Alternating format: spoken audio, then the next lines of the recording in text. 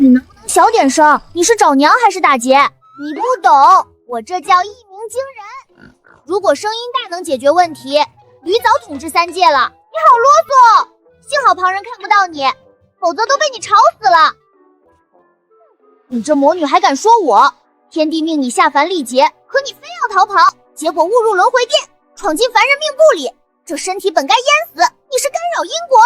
可是这个宝宝命苦，本是双胞胎，却被继祖母调包，被扔进河淹死。我若再不管，他父母就要被夺爵位，全家惨死了。我既占了他的身体，理应帮他全家逆天改命。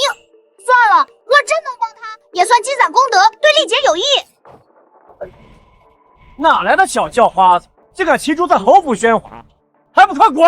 你才是叫花子，我是来找娘的。我还知道你家失踪的大爷在哪儿，再不去找的话，他就要另娶旁人了。你个小骗子，侯府也是你撒野的地方，赶紧骑着你的猪滚蛋，别脏了侯府大门！竟敢瞧不起我，猪猪，给我冲！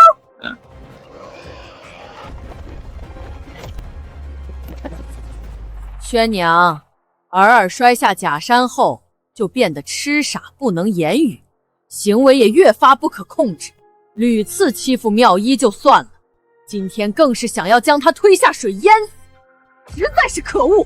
母亲，这其中一定有误会，儿不会推妙仪的。娘亲，真的是六妹妹推我好心带她看鱼，她就突然从背后把我推下水，那水好冷，我还以为再也见不到娘亲了。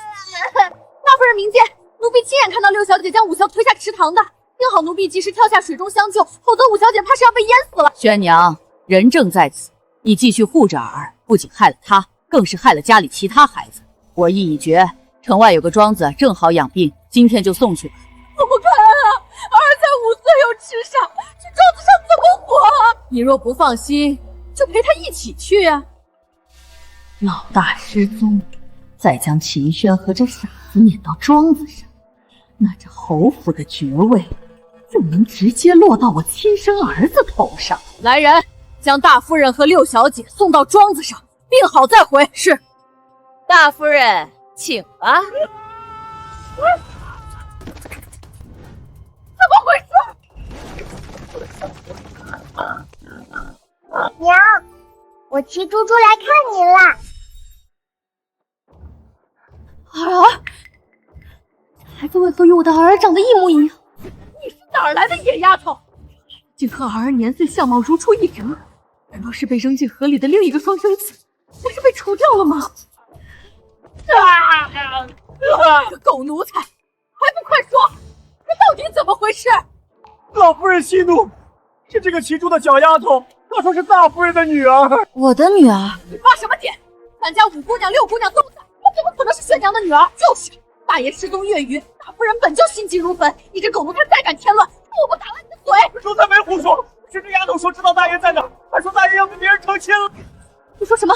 他知道我夫君在哪？宣娘，他就是个来碰瓷儿的小乞丐，你可别被骗了。老大早就被我派人除掉，硬是个小骗子。她就是我的娘亲吗？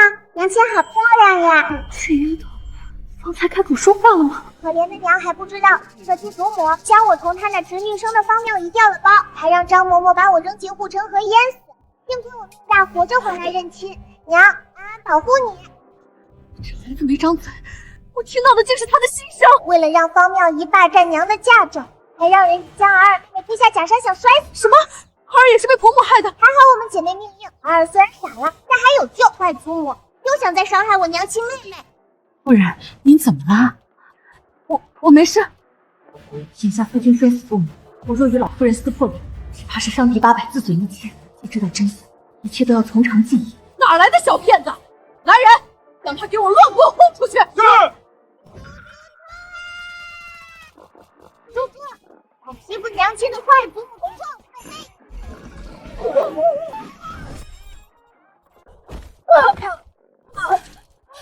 老夫人，您没事吧？反了，真是反了！坏祖母，不准你欺负娘亲和妹妹！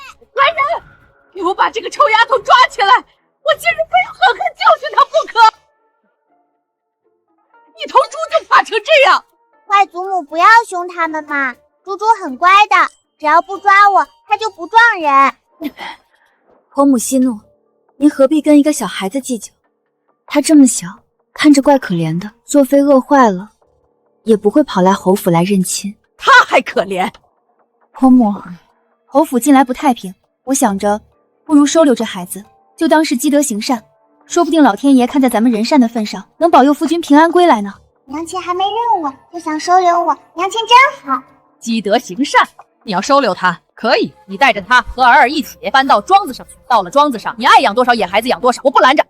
婆母，夫君现在生死不明，儿儿又是个痴傻的，您这时候把我们母女扫地出门，若传出去，只怕要背上恶名啊！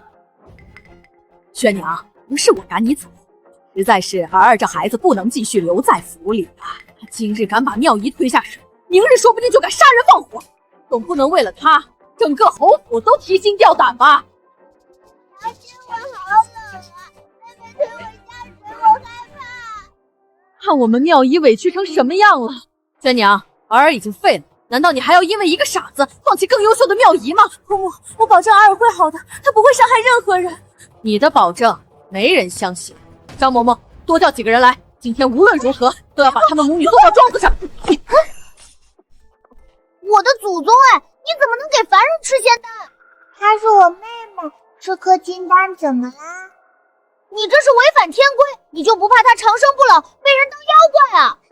长生不老怎么样？若非我灵力被封，我还想让全家人就地成神呢。你这个大魔头，我要狠狠吸你一笔！你们还愣着做什么？给我们他们三个都绑了送走！遵命！你们谁敢碰我的孩子，我跟你们拼命！大夫人，这可由不得您了。娘，娘，是她推姐姐。这个傻子怎么开口说话了？虽然不知道他刚才在和谁说话，但是他好像给儿儿吃了什么仙丹妙药，这才让儿儿开口说话。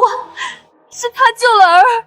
娘亲，现在可不是哭的时候呀，快反击呀！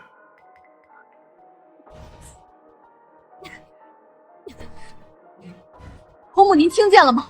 儿儿该是受了多大的冤屈，才被逼得开口说话呀！真是该死，赔钱货！早不说话，晚不说话，偏偏这个时候开口，我绝不允许他们母女留在侯府，阻碍我儿继承爵位。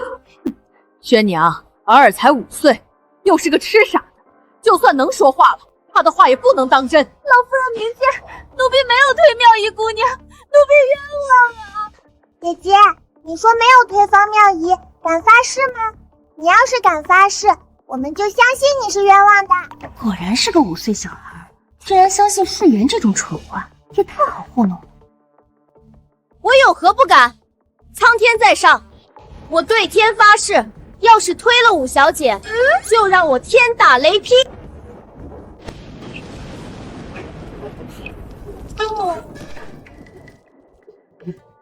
不会吧？真的天打雷劈了？你哪来的引来符啊？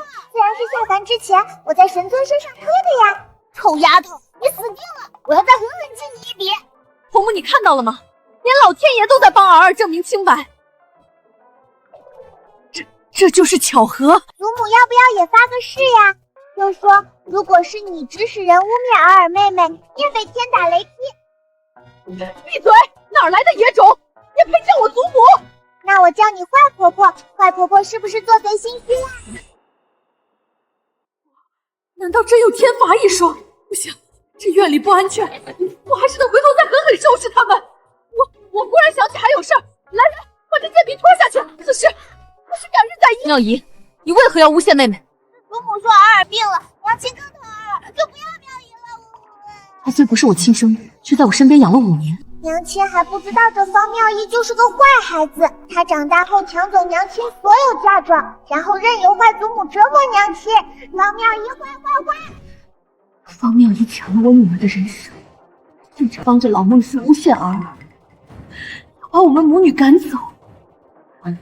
这样的白眼狼，我若对他心软，必然继续伤害我的女儿。方妙仪，我怎么会教出你这样吃里扒外诬陷妹妹的坏孩子？雷嬷嬷，将他关进屋里面壁思过，没有我的允许，不准他出来。是。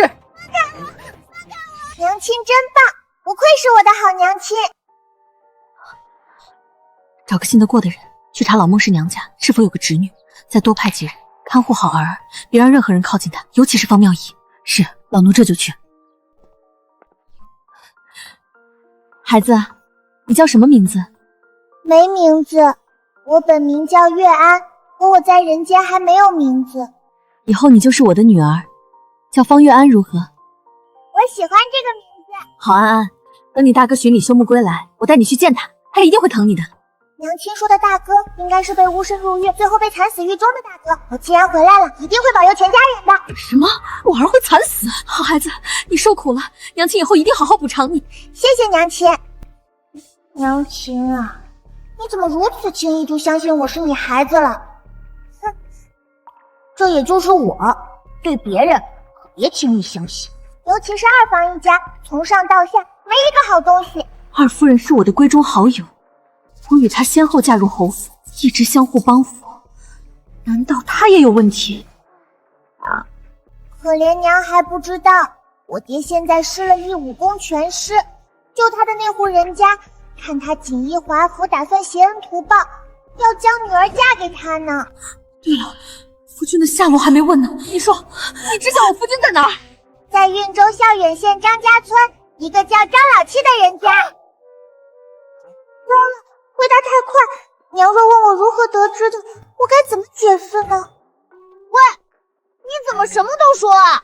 透露天机可是要遭雷劈的。那就劈呗，正好伦家的妹养的，你给我挠挠呀。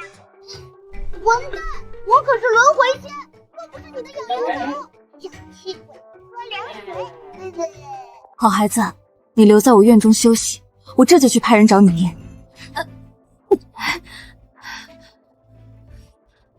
娘，你可要快点，否则我爹就要给我娶小娘了。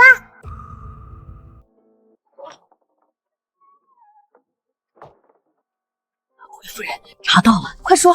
老夫人娘家确实有个寡妇侄女，她名叫孟香，公公是户部尚书陈大人。听说刚成婚，夫君就死了，连洞房都没入就成了寡妇。可有什么疑点？有，您怀孕3个月的时候，老孟氏的母亲突然病重，十分想念外孙女孟香，便将人叫了回去，在娘家住了多半年才回夫家。果然如此。那大爷的消息呢？可派人查实了？已经派人去查了，来回怎么也要半个月。上天保佑，只盼着夫君能平安回来。夫人，大爷不是老夫人的亲生孩子，他定是为了抢爵位，给自己亲生的二爷，才会下此毒手，所以他绝不会善罢甘休，咱们得提前应对。你去禀告老夫人，就说我打算收安安为养女，3日后举办认亲宴。是。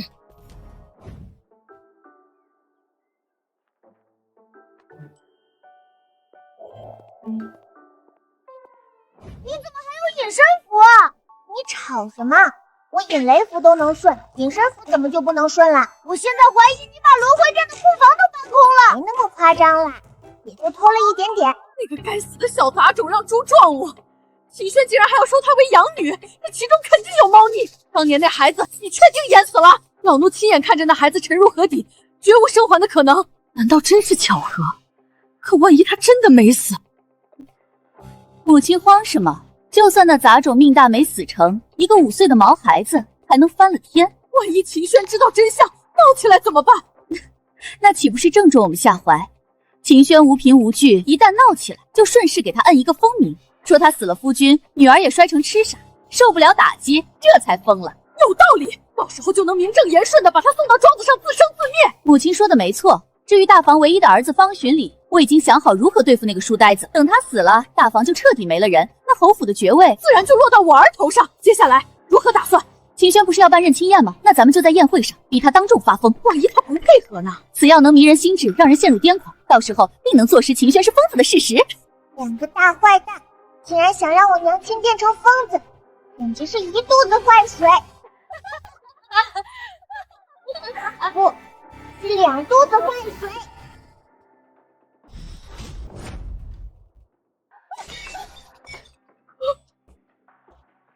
谁打我？母亲，您的脸，我的脸，母亲，您的脸怎么突然就肿了？你个贱人，你敢打自己婆母！不是我还没碰到你呢。贱人，你以为我不知道你存什么心思？若不是你听话又了解秦轩，以为我会让老二娶你？再敢搞小动作，别怪我让老二休了你这贱人！母亲，我真的没有。这次若再不能扳倒秦轩，准备给妾室腾位置吧。你个老不死！若不是方二宠妾灭妻，我怎会对你这老东西俯首帖耳？等我大权在握，第一个弄死你！狗咬狗太好看了，真痛快！我的小祖宗，你当年可是一拳打死魔兽的主儿，这2巴掌下去，也不怕把凡人打死。到时候你可是重罪，我也保不住你。人家只用了一点点力气而已嘛，怕什么？你不准再对凡人出手了，否则我真的要告诉神尊。知道了，我要去找娘亲了。你跑这么急做什么？我都快跟不上了。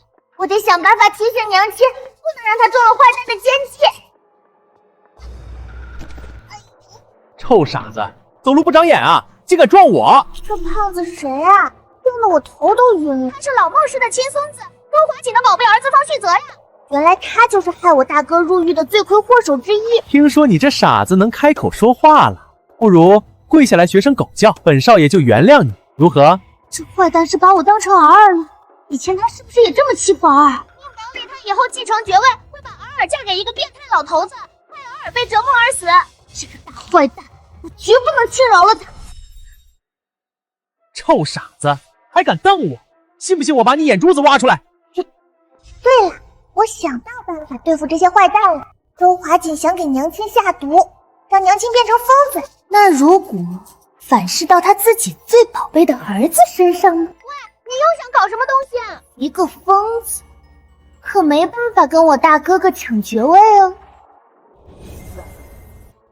动手啊！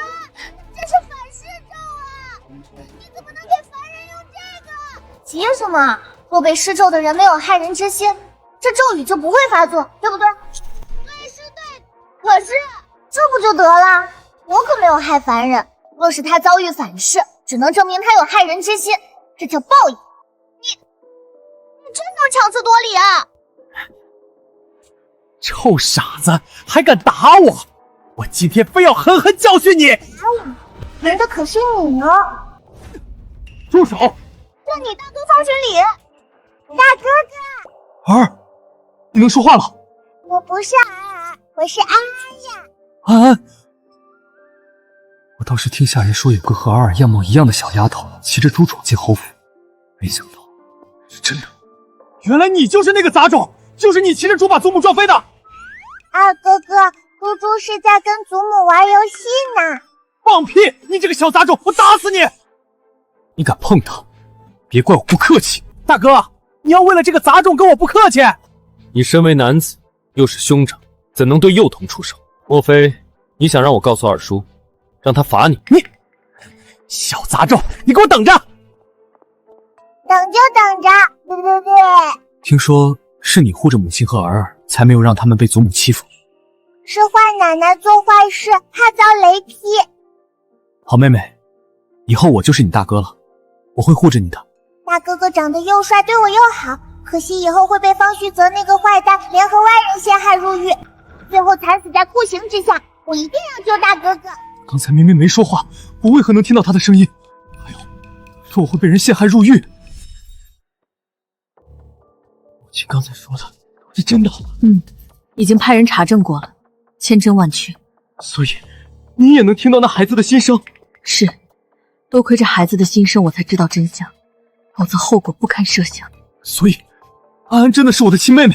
没错，妙仪是你祖母的娘家侄女，在外厮混生的野种。当年趁我生产昏迷，他们趁机调包了。祖母这是为了爵位，要对我们赶尽杀绝。另外，听到那孩子心声的事，先别告诉他，咱们再观察一下，看还有谁能听到。是，儿子明白。3日后认亲宴，我需要你做一件事。母亲请说。母亲放心，我这就去准备。我的女儿，娘亲一定会保护好你们的。二夫人穿得如此华贵，可比某些人有福气呢。哎呀，我也不想穿，这都是我这儿子旭泽挑的，花了不少银子呢。我说太贵了，这孩子非说不贵，说娘高兴就好。我娘操持这个家不容易，儿子孝敬是应该的。旭泽这孩子啊，不仅文武双全，还如此孝顺，只可惜不是长房长孙。是啊，听说方二郎与尚书之女定了亲，将来必定前途无量。如此优秀，才该继承爵位呢。各位谬赞了，不过我儿子定了亲，女儿马上也要嫁入王府了，这下我可有的忙了。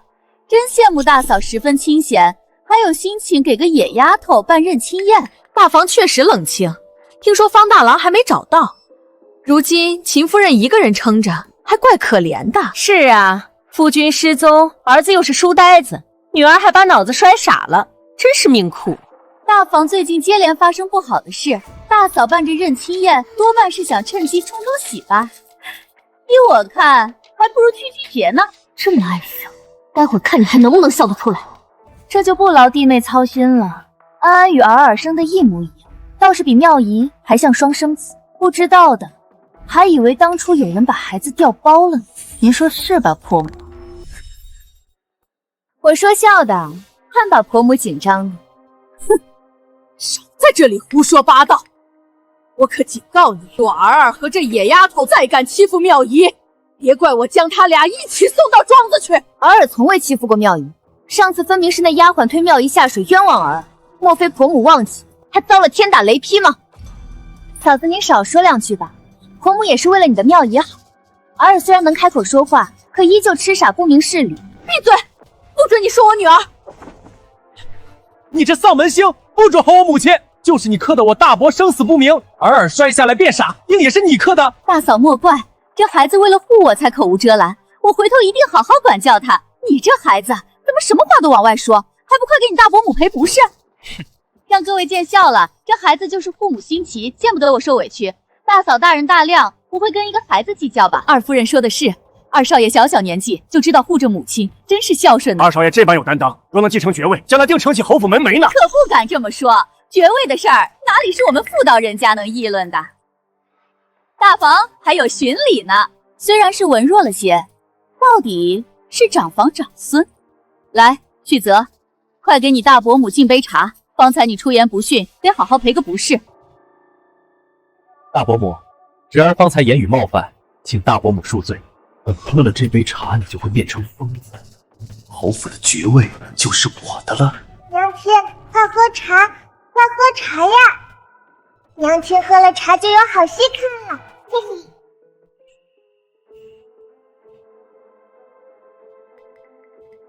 秦轩，你家世好，样貌好，嫁的也好，我夫君宠妾灭妻，你夫君却一心一意，凭什么你事事压我一头？今日我要你身败名裂，永远被我踩在脚下。乃是就要起作用了。3、2、1。老子得弄死你！我会真咬死他！滚！都给我滚！娘亲快看，二哥哥疯了！二哥哥发疯了！闹死你吧！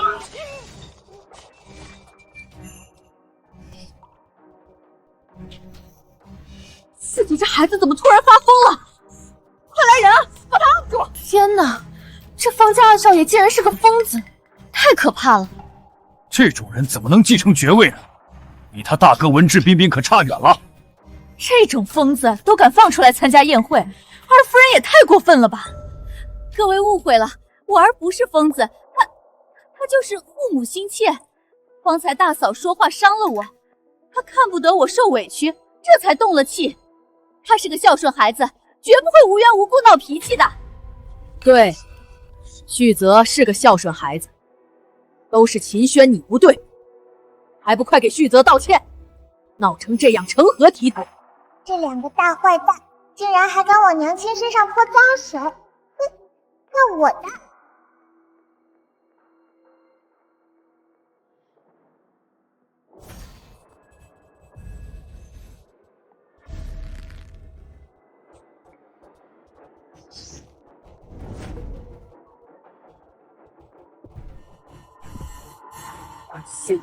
旭泽，你没事吧？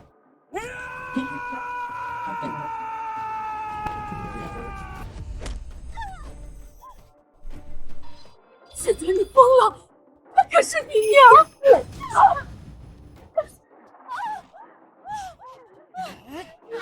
旭泽，你娘亲啊！救命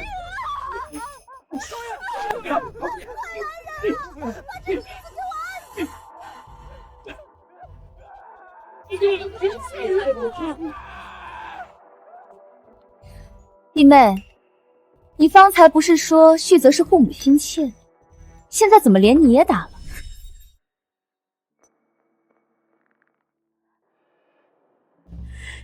贱人，定是你搞的鬼！你让我儿发疯的！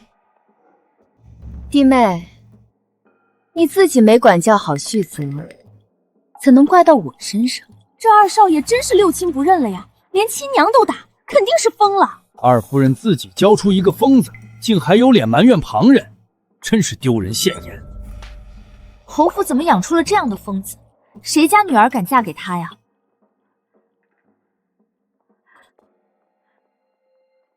我儿不是疯子，他定是被什么脏东西附上了。对，脏东西，这府里有脏东西。什么？侯府有脏东西？那怎么还敢办宴席？真是晦气！这宴席我可不待了，太可怕了！走了，以后侯府宴席再也不来。我这席说笑呢，哪有什么脏东西？各位不要见怪，是老身招待不周了。宣娘，快留客人啊！是，婆母。诸位，今日我家二房突然闹出这种事，实在是抱歉。我准备了上好的瓜果和曲月班子在花园，还请各位移步花园欣赏。还是大夫人端庄得体。既然如此，我们便去花园里吧。是啊，这二房真是生出差命，幸好爵位要传给大房。若没有大夫人，这侯府怕是要塌了呢。走吧，咱们去花园。弟妹，可还好？需不需要请府医看看？少得意！今日的事，我不会善罢甘休的。弟妹，多行不义必自毙，你好自为之吧。大坏蛋，让你欺负我娘亲和妹妹，活该！贱人，咱们走着瞧。快看那个穿绿衣裳的女人，她就是陈家二小姐陈素素，也是方妙仪生母孟香的嫂子。我看过命宝，这陈素素也是个可怜人，她的夫君是赘婿，方妙仪就是孟霜和她夫君生的。天哪，方妙仪的身世竟如此炸裂！夫人，您没事吧？我没事。雷嬷嬷，今日如此热闹，就将妙仪也带来吧。是。姐姐吃，谁要吃你的破点心？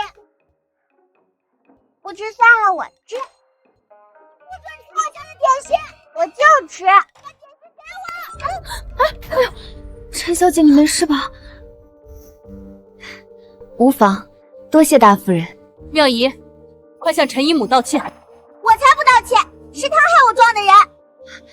没关系，这孩子的模样怎么会像极了我夫君和寡嫂？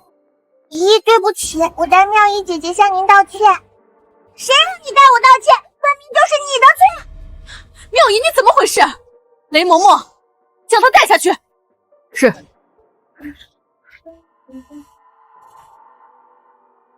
不知哪位是大夫人的养女？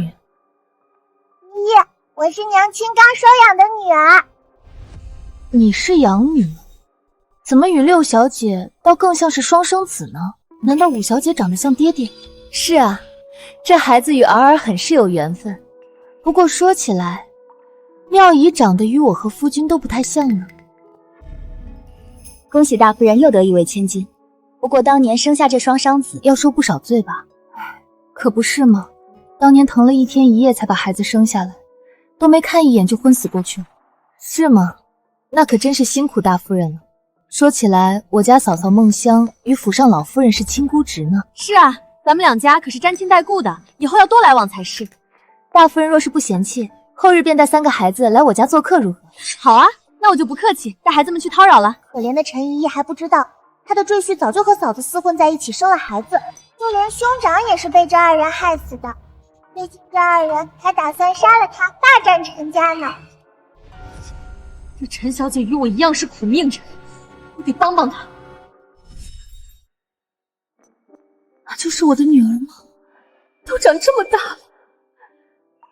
真羡慕大夫人有这么多儿女陪伴，可惜我这肚子不争气，成婚几年都没动静。陈小姐不必心急，许是缘分未到呢。陈姨不是不能生，而是被夫君和梦香下了绝子药。看在她可怜的份上，我得帮帮她。陈姨母，你很想要小娃娃吗？是啊，姨母做梦都想要个像你这么可爱的娃娃呢。我听婆婆说，寻一个那树上最甜的石榴吃，就会生娃娃。我只告诉夫君接待方家人，梦香怎么会来？好温暖的小手。姨母，你一定会有小娃娃的。我帮你解了毒，离开坏蛋夫君就能有娃娃了。谢谢安安。不许你这个乞丐吃，你不配！我就吃，把橘子给我，你这个臭要饭的！就不给就不给，略。杂种，你凭什么抢我女儿的东西？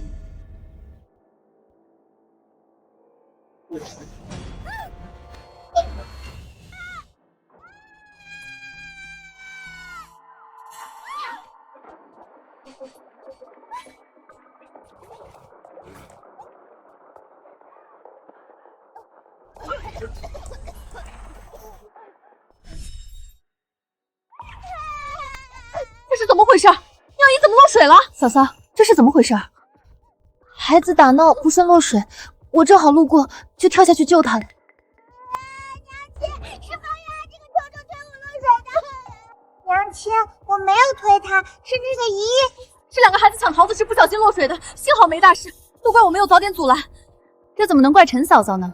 是我管教不严。妙姨，谁告诉你安安是杂种？你小小年纪跟谁学的？今日你出言不逊，实在可恶。雷嬷嬷，带回去面壁思过，不准出来。是。娘亲，你偏心，我不要你，我要告诉祖母。安安受委屈了，娘亲在呢，谁也别想欺负你。娘亲最好了。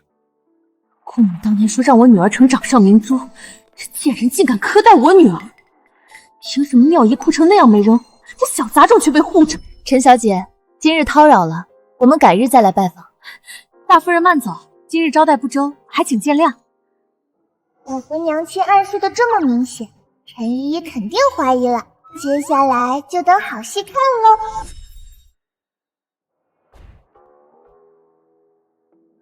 嫂嫂别着凉了，快去换身衣裳吧。多谢妹妹关心。孙嬷嬷，小姐，你吩咐。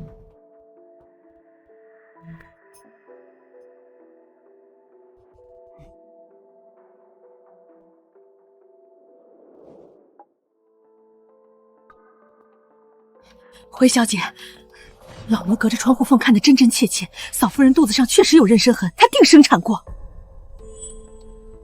果然如此。孙嬷嬷，从今日起，派人盯着姑爷和梦香，有任何动静，第一时间禀报，切勿打草惊蛇。是。哟，大嫂，这是打哪儿回来呀？我带妙姨、安安和尔尔他们3个去了陈家做客。陈家？哪个陈家？就是陈尚书家呀。说起来，他家儿媳梦香可是我们婆母的亲侄女呢。你去陈家做什么？就是这坏女人帮着恶祖母坏孩子的，知道我娘去陈家，害怕了。陈家小姐邀请我带3个女儿过去做客，我想着2家本就沾亲带故，偶尔走动走动也是好的。是这样啊，那确实该走动走动。弟妹这是要去哪儿？旭泽的疯病可好些了？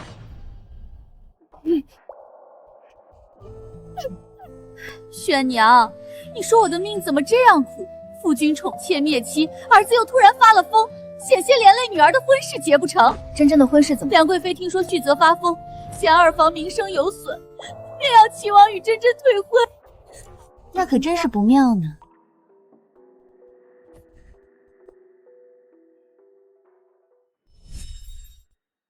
幸好亲王对真真情根深重，都不肯退婚呢。用不了多久，真真就能嫁入齐王府做王妃了呢。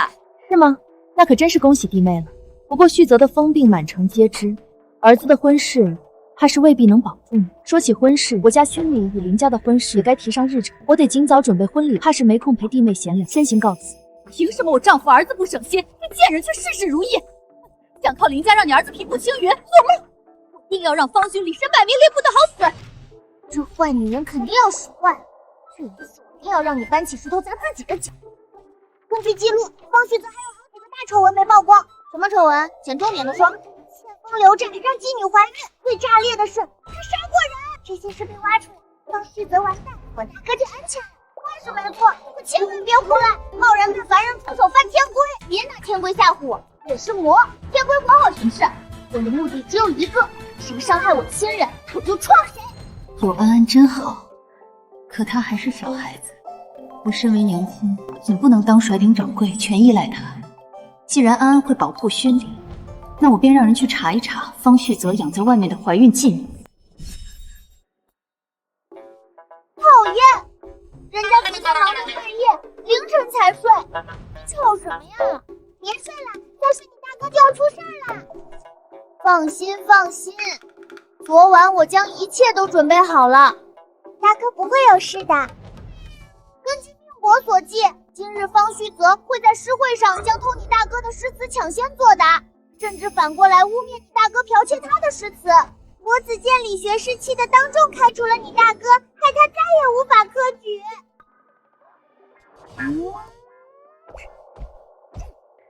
这个大坏蛋，看我怎么收拾他！诗会在哪儿办的？城南镜湖的游船上。猪猪，大哥，安安来保护你啦！今日诗会若能夺得头筹，便能得到翰林院李大人的青睐。如此千载难逢的机会，咱们可定要好好表现。若能得李大人一句夸奖，今年的相似必能脱颖而出。确定方权里不会再次背上剽窃的污名，开除国子监吗？昨晚我可是忙活了许久呢，这一次方旭泽死定了。诸位，今日诗题为《镜湖秋月》，老夫先声明，诗会重在以文会友，不论名次高低，只论诗心真假。哪位先来？李大人，学生斗胆，愿抛砖引玉。有胆量，想必是文采斐然，才敢第一个站出来。请说。方勋礼，你的诗集早被我偷走，重新抄写，你的原稿已被烧毁，如今这些诗全是我的，看你拿什么跟我争！镜湖秋月，秋水成月在天，湖光月色两相连。不知今夜谁家客，独倚栏杆望眼穿。他们定是被我的文采所震惊，等我夺得诗会头筹，定能一雪前耻。来了，我出了我给他准备的李大人的著作。我哥好像往这边看了。咦，我哥往这边看啥？难道是血脉相连？我哥感应到我在这里了？天图图是王旭泽胆子也太大了。方旭泽，你好大的胆子！李大人何出此言？你说，这首诗是你做的？方局里的诗稿已经被我烧得干干净净，这世上再无人能证明那是他写的，所以李大人一定是在考验我。将你的诗集呈上来给本官瞧瞧。是，这首诗是学生之前所写，皆记录在学生自创的诗俗中。好啊，好得很呐！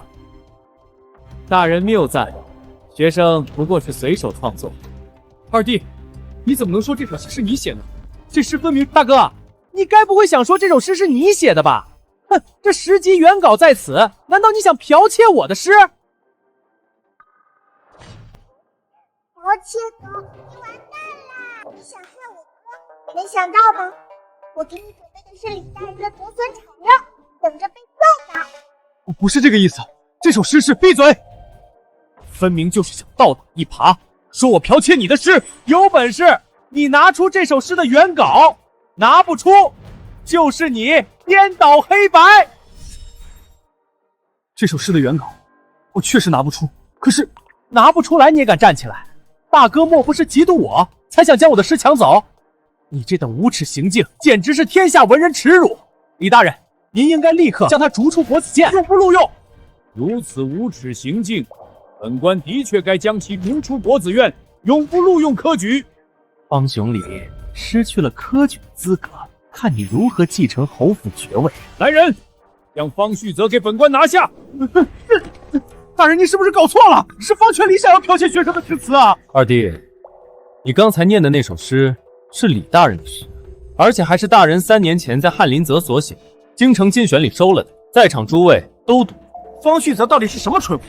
竟然当众将主考官的诗占为己有拿出来比赛，甚至用的还是3年前的旧诗，在学堂夫子可是教过的，难道他从不听讲吗？他还大言不惭说是巡礼兄剽窃他的诗词，谁不是巡礼是我们国子监文才第一啊？我不知道，这诗是……方旭泽，若本官没有老眼昏花，你这本诗集似乎也是本官的。什么？不可能！那分明是我从方巡礼书房偷的。什么？竟然是从巡礼兄书房偷的？原来他是想剽窃巡礼兄的诗词啊！没想到竟然误偷了李大人的诗集，真是可笑！我要叫发财！这下方玉泽可真成了全京城的笑柄了。这就叫搬起石头砸自己的脚，接下来该大哥风光了。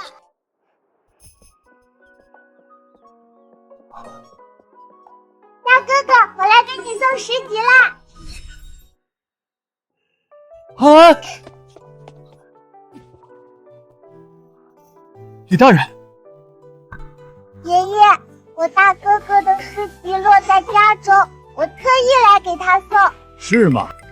可否将你大哥哥的诗集呈上来给爷爷看看？好的，爷爷。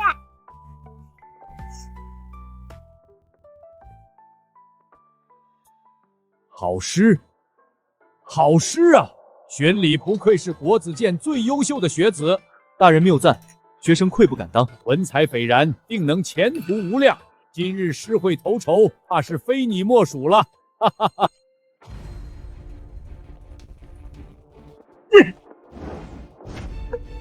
李大人的诗集是我从方玄礼书房偷的，定是他想剽窃李大人的诗。对，想要剽窃的是他才对。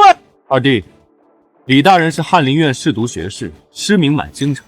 我向来仰慕大人的文采，特意收藏了他的诗集，放在书房时时拜读。怎么二弟进了我书房，翻我的书架，偷我的藏书，却以为那是我写的诗？我哪里知道？我以为是你的，我才抄。方旭泽，你入室行盗，剽窃诗文，意图冒名顶替，当众构陷同窗。从今日起，废除你国子监学生的身份，永不允参加科举。李大人，我错了，求求您再给我一次机会，我不敢了，我再也不敢了，求求您别开除我！不要！陷害大哥的坏人得到教训了，大概还拔得头筹了，我也可以和大哥一起回府里看好戏了。大人，学生家中还有事，就带着家妹先告辞。大哥太懂我了，我太想回去看戏了，我可是给坏女人一家准备了连环好戏呢。旭泽还没回来吗？他说了，今日定能夺得诗会头筹呢。太太莫急，诗会哪有那么快结束的？咱们二少爷定能夺个头筹回来，给夫人您长脸。说的是，旭泽这孩子旁的不说，这股子上进心是随了我，不像某些人把儿子养得跟个书呆子似的，整日只知道关在书房里涂鸦写的，有什么用？也没见他读出什么名堂来。咱们侯府的爵位总不能传给一个闷葫芦吧？是啊，大房的勋礼确实太文弱了，须是书读多了，把人都读傻了吧？母亲说的是，咱们这样的人家，撑门立地得有心气儿和手段。旭泽这孩子扛得不说，心气儿是足的。今日诗会定能给我争口气回来，也让嫂嫂见识下什么才是侯府嫡子该有的样子。是吗？那我可要提前恭喜二弟和弟妹，希望能如你们所愿。怎么了？是不是旭泽回来了？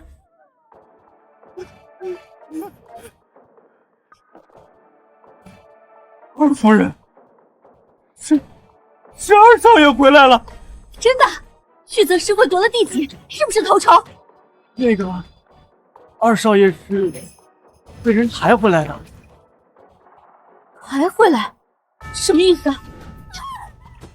旭泽，我说，你怎么回事？回二夫人，二少爷剽窃李大人的诗词，并当着李大人的面念出来占为己有，不仅被国子监开除，以后怕是都不能再科举了。什么？怎么可能？我儿，娘亲，是大哥设计陷害我，他把我拿走的诗集换成了李大人的，这才让我出丑。齐轩，都怪你儿子，害我旭泽成了这般模样。弟妹，这话我怎么听不懂？什么叫做旭泽拿走的诗集换成了李大人？难道旭泽想要偷巡礼的诗集，结果误偷了李大人的？周华姐，我说过，多行不义必自毙，你忘了吗？你这贱人！怎么，这是打算与我撕破脸了？别急呀，好戏还没演完呢。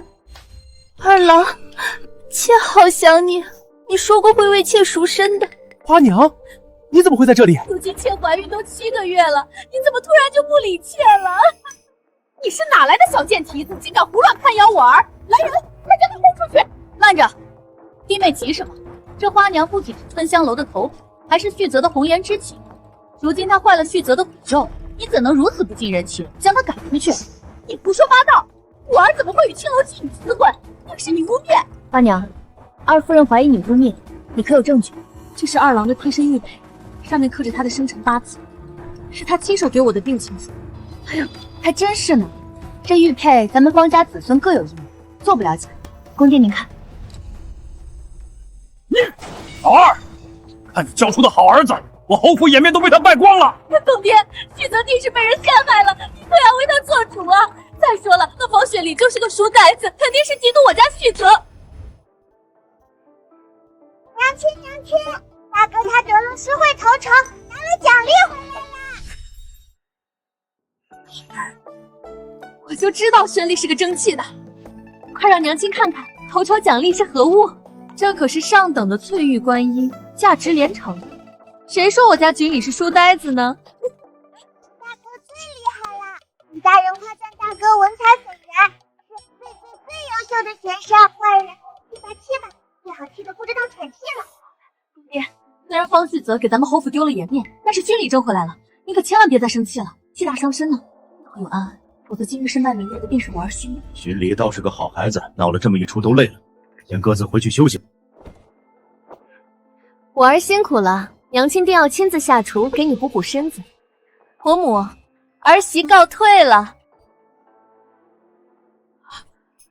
来人，将二少爷和这女子带下去。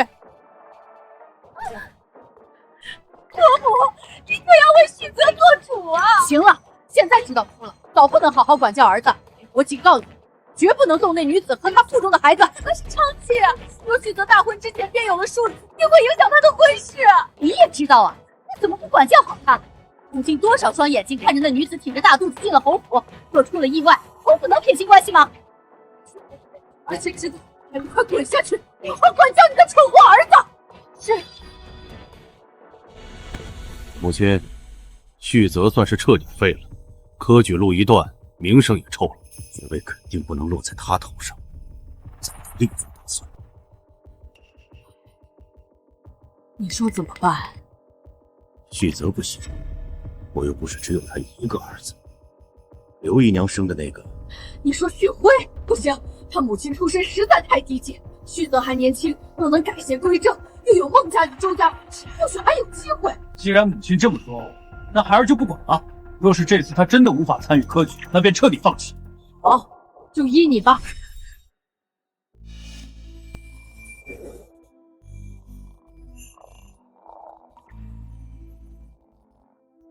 小祖宗，你又大半夜不睡觉，跑来这里做什么？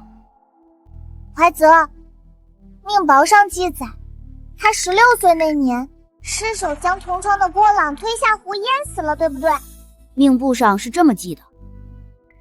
那年秋日游湖，他与郭朗在船头争执，失手将人推了下去。事后说是郭朗醉酒失足，因侯府势大，郭家不敢深究。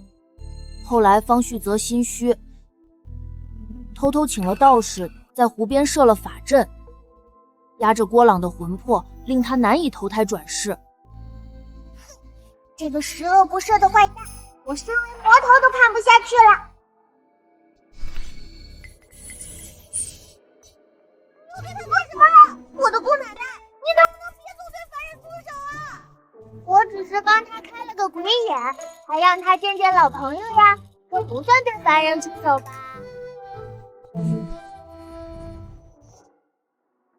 根据我的感应，方旭泽请的道士应该把禁制设在了此处。你是魔王，难不成还要管鬼界的事？我这是替天行道，神尊知道，可得好好给我些法宝做酬劳才行。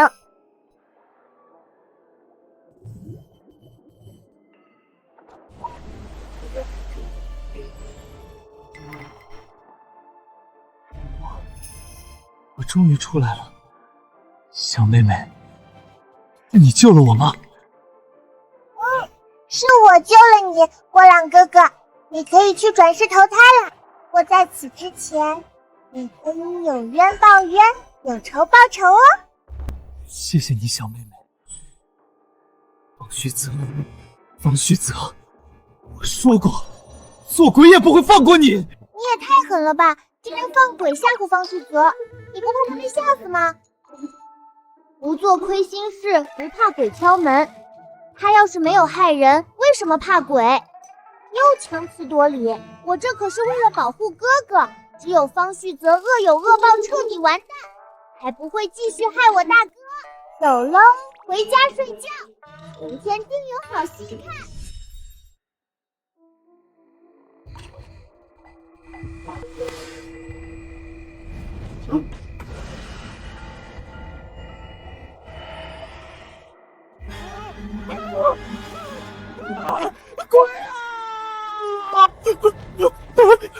我一定是在做梦，对，我一定是在做梦，我一定是在做梦。郭朗已经死了，魂魄被镇压，不可能来找我寻仇的，是幻觉，是幻觉，一定是幻觉。方旭泽，你害得我好惨，你想我这是何罪？别过来！别过来！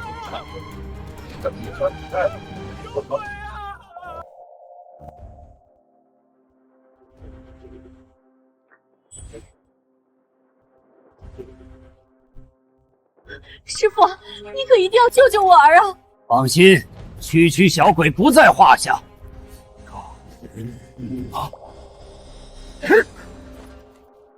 恶鬼，休要作恶！听到这就让你魂飞魄散！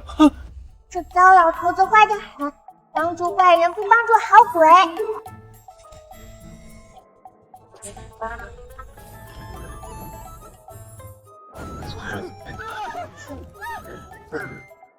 夫人，二公子，我不是故意的。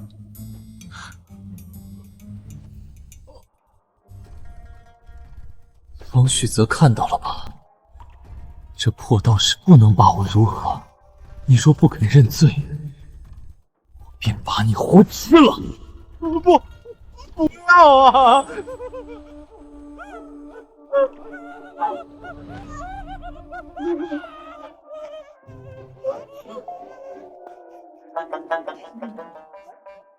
好戏发生，不能错过。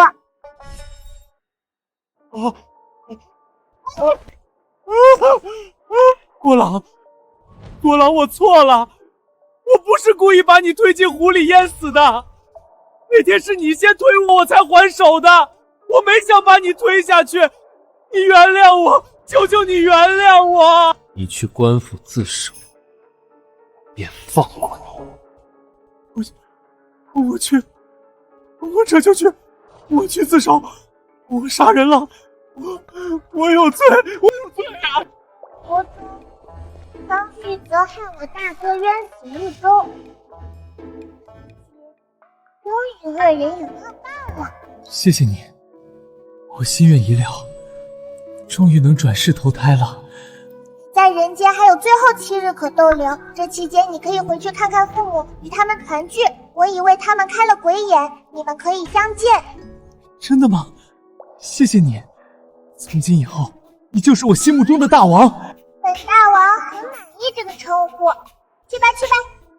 张嬷嬷，我儿旭泽呢？他跑哪儿去了？二夫人，大事不好了！少爷他当街承认自己杀了郭郎，甚至主动跑到衙门自首了。什么？我的儿子！二夫人，您没事吧？快来人啊！民间有句话叫做惯子如杀子，周华锦这是自作孽不可活。如此一来，你便彻底改变了方玄礼的悲惨结局呢。接下来，咱们该处理方舒儿的事了。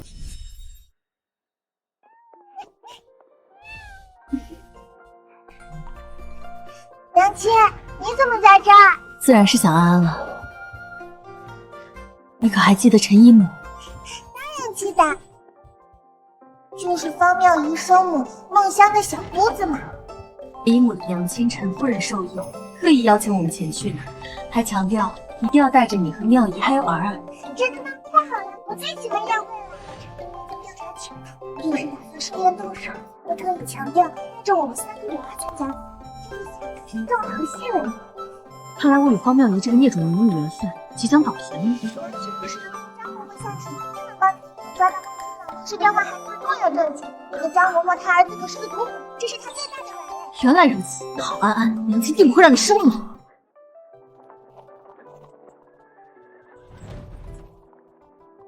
听说我的女儿妙仪今日会来，香儿说孩子长得像我，今日我终于有机会能见上一面。各位，快请进，府中已备好解暑的茶点。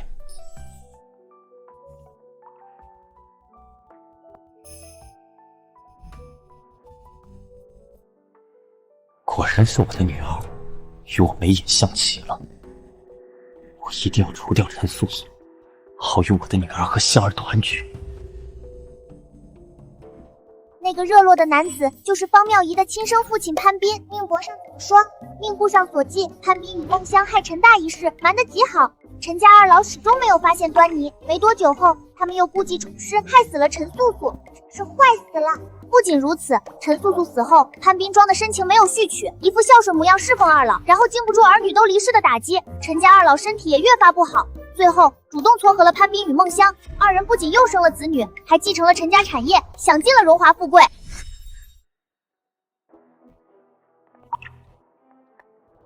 婆母，您招待贵客，儿媳去厨房看看有没有要帮忙的。去吧，辛苦你了。夫人，我书房有公务，你帮母亲招待客人，我忙完就回。好啊，夫君可别太过操劳。放心，我很快回来。看来他们是迫不及待的要相聚了。人去找梦香了，怎么能让满园的宾客跟我去看戏呢？各位宾客，感谢你们抽出宝贵时间参加家母寿宴，怕招待不周怠慢了各位，我们便自个儿想了个新玩法。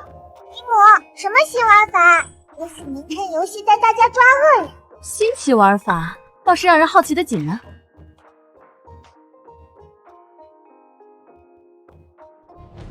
府中此时已放出4只公鸡，翅膀上分别绑有4条不同颜色的布条，捉到公鸡之人便可凭布条获得对应奖励。这4件物品便是今日彩头，福寿双全。这应是陈家老太爷的大宝，陈老太爷可是京中赫赫有名的书法大家呀，若能得到陈老太爷的墨宝，可是价值不菲呢。公鸡？抓什么公鸡？抓奸去！快去！孟香与潘斌正在后院假山里私会呢，你快带人去。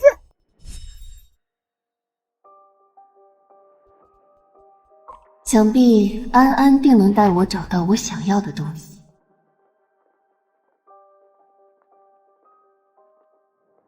轻点儿，吓跑的大公鸡怎么办呀？被人听到动静跑了，我可抓不了奸了。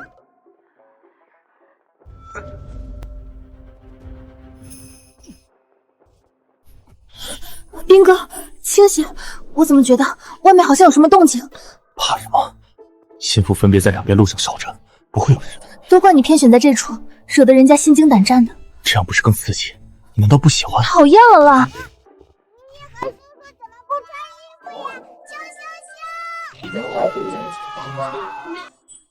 青天白日的，你们在做什么？太好了，这两人暴露了，方妙你的真实之就该揭晓了。暴露了，青天白日被抓到，看好戏啦！少儿不宜，非礼勿视啊！天哪，这二人竟不知廉耻，寿宴上行苟且之事，这不是陈家儿媳和女婿吗？造什么孽呀！快来人，赶紧将二人抬走，别污了各位贵客的颜。儿媳与赘婿搞到一起，简直是我陈家奇耻大辱！竟然不要脸，干脆在众人跟前审审，让大家评个理。你们不保，什么时候会是苟且的？若不老实交代，我立刻吩咐将你二人进猪笼去。呀，他们本就是青梅竹马，当初还是梦香介绍潘斌给你认识的。谁说不是呢？一个嫁哥哥，一个入赘妹妹，不仅霸占家业，还方便偷情。这种人最精了，三盘桌子都放我脸上了。我和嫂嫂一直相敬如宾，今日是中了迷药才会如此，定是有人故意陷害我们。对，我们是被陷害的。我知道了，我们被赶出陈家。你作为陈家唯一女儿，便能独占家业，这心理素质，我都想在他脸上鼓掌了。认错，你这一掌下去，他就无了。若非如此，你怎么会背着我与潘斌搞什么抓鸡大赛，又故意将人引到假山去？你分明是早有预谋。你胡说，我没有。这两个坏蛋竟敢颠倒黑白，哼，有我在，休想欺负陈姨。是啊，怎会有如此巧合？宾客们抓鸡，刚好抓到我侄女与潘斌在假山后。伯母所言有理，若真有奸情，怎会挑假山后面？想来是有人心怀不轨，容不下自己的夫君和寡嫂呢。你们胡说什么？二人挑唆！伯母和二婶婶是在夸我吗？刚才是我抓到他们不穿衣服，是我啊！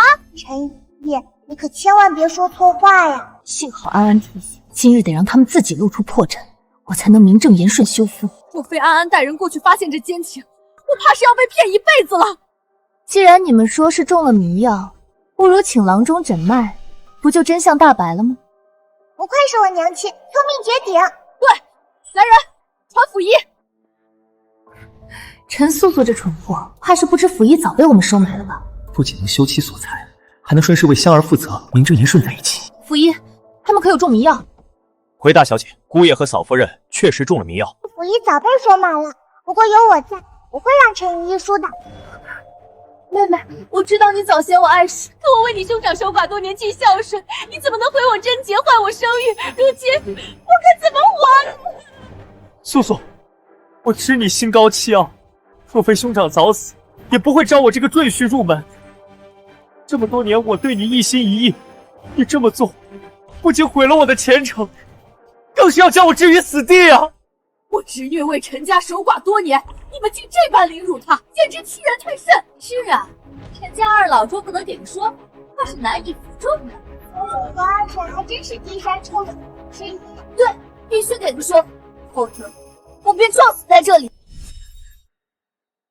妹妹，你若肯跪下给我二人当众磕头认错，便是有悔过之心，我也不太为难你。没错，既有继父之亲，必为他名节负责。我写休书给你，陈家还要补偿10万两金银，否则如何？否则报官告你谋害，按律法不仅牢底坐，还要受80杖刑。真的不能打死他们吗？不行，那是触犯天条，要遭雷劈的。他们长得丑，想得美，雷怎么会劈他们啊？破天条迟早把你撕了。80杖刑，莫说陈家小姐是个弱妇，怕是连主犯都扛不住。是啊，要我说，陈家若是聪明，赶紧按照姑爷的要求赔偿吧。不要给你们下药！我怎么这么没用？如今竟然能被这对狗男女反将一军。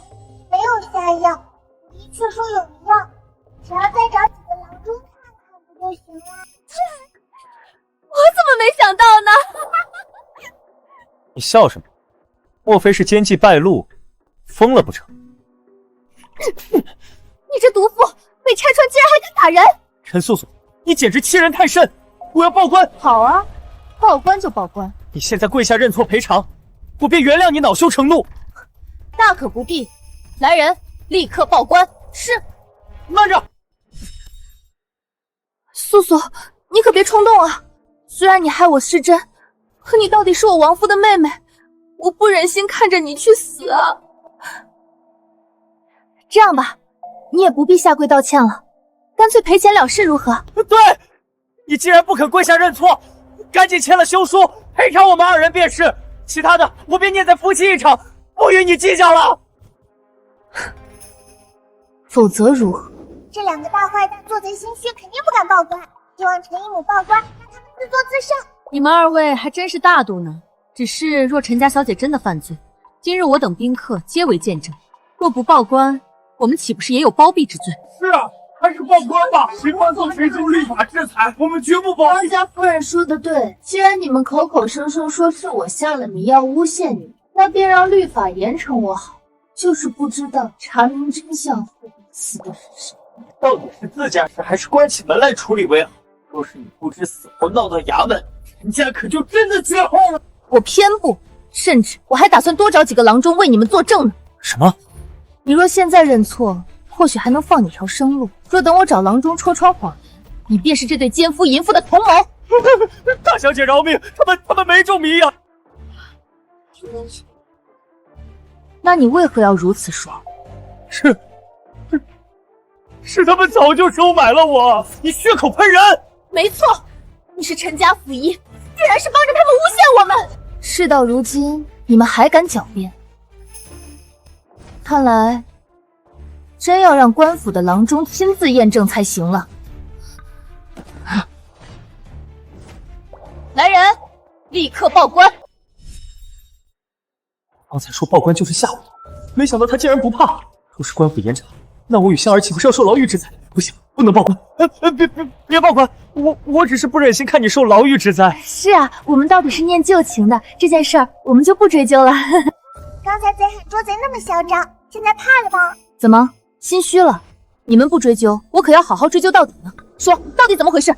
小姐饶命，是他们给了我银子，拜托我帮着他们说话。胡说！我怎么知道今日发生这种事，提前收买你？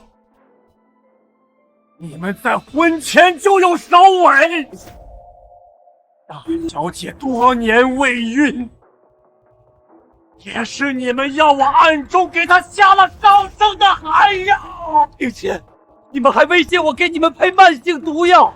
后来我才知道，你们用这毒药谋害了大少爷，并且想故技重杀毒害大小姐。什么？我儿是被你们毒害的！你胡说，我们没有！一定是被陈素素收买了，故意坑害我们。大小姐，小的举报，梦香曾怀过孽种，所以早就收买我为他们所用。太好了，这部戏终于到了我最期待的精彩环节。没有这回事。梦香有没有生产过？只要找郎中一验便知。这么一说，我倒想起来了，刚才他们2人在假山后衣衫不整，我好像看到陈家嫂腹上有妊娠纹。天，我们陈家到底造了什么孽啊！打死你个白眼狼！别气坏了身子，等下自有律法严惩他们。潘斌、梦香，你们这对贱人为何要这样对我？我们陈家亏负过你们吗？我们就是在一起了又如何？当初孟家嫌潘郎身世不好，硬逼着我嫁到你们陈家。潘郎是为你，他会委曲求全给你做上门女婿的。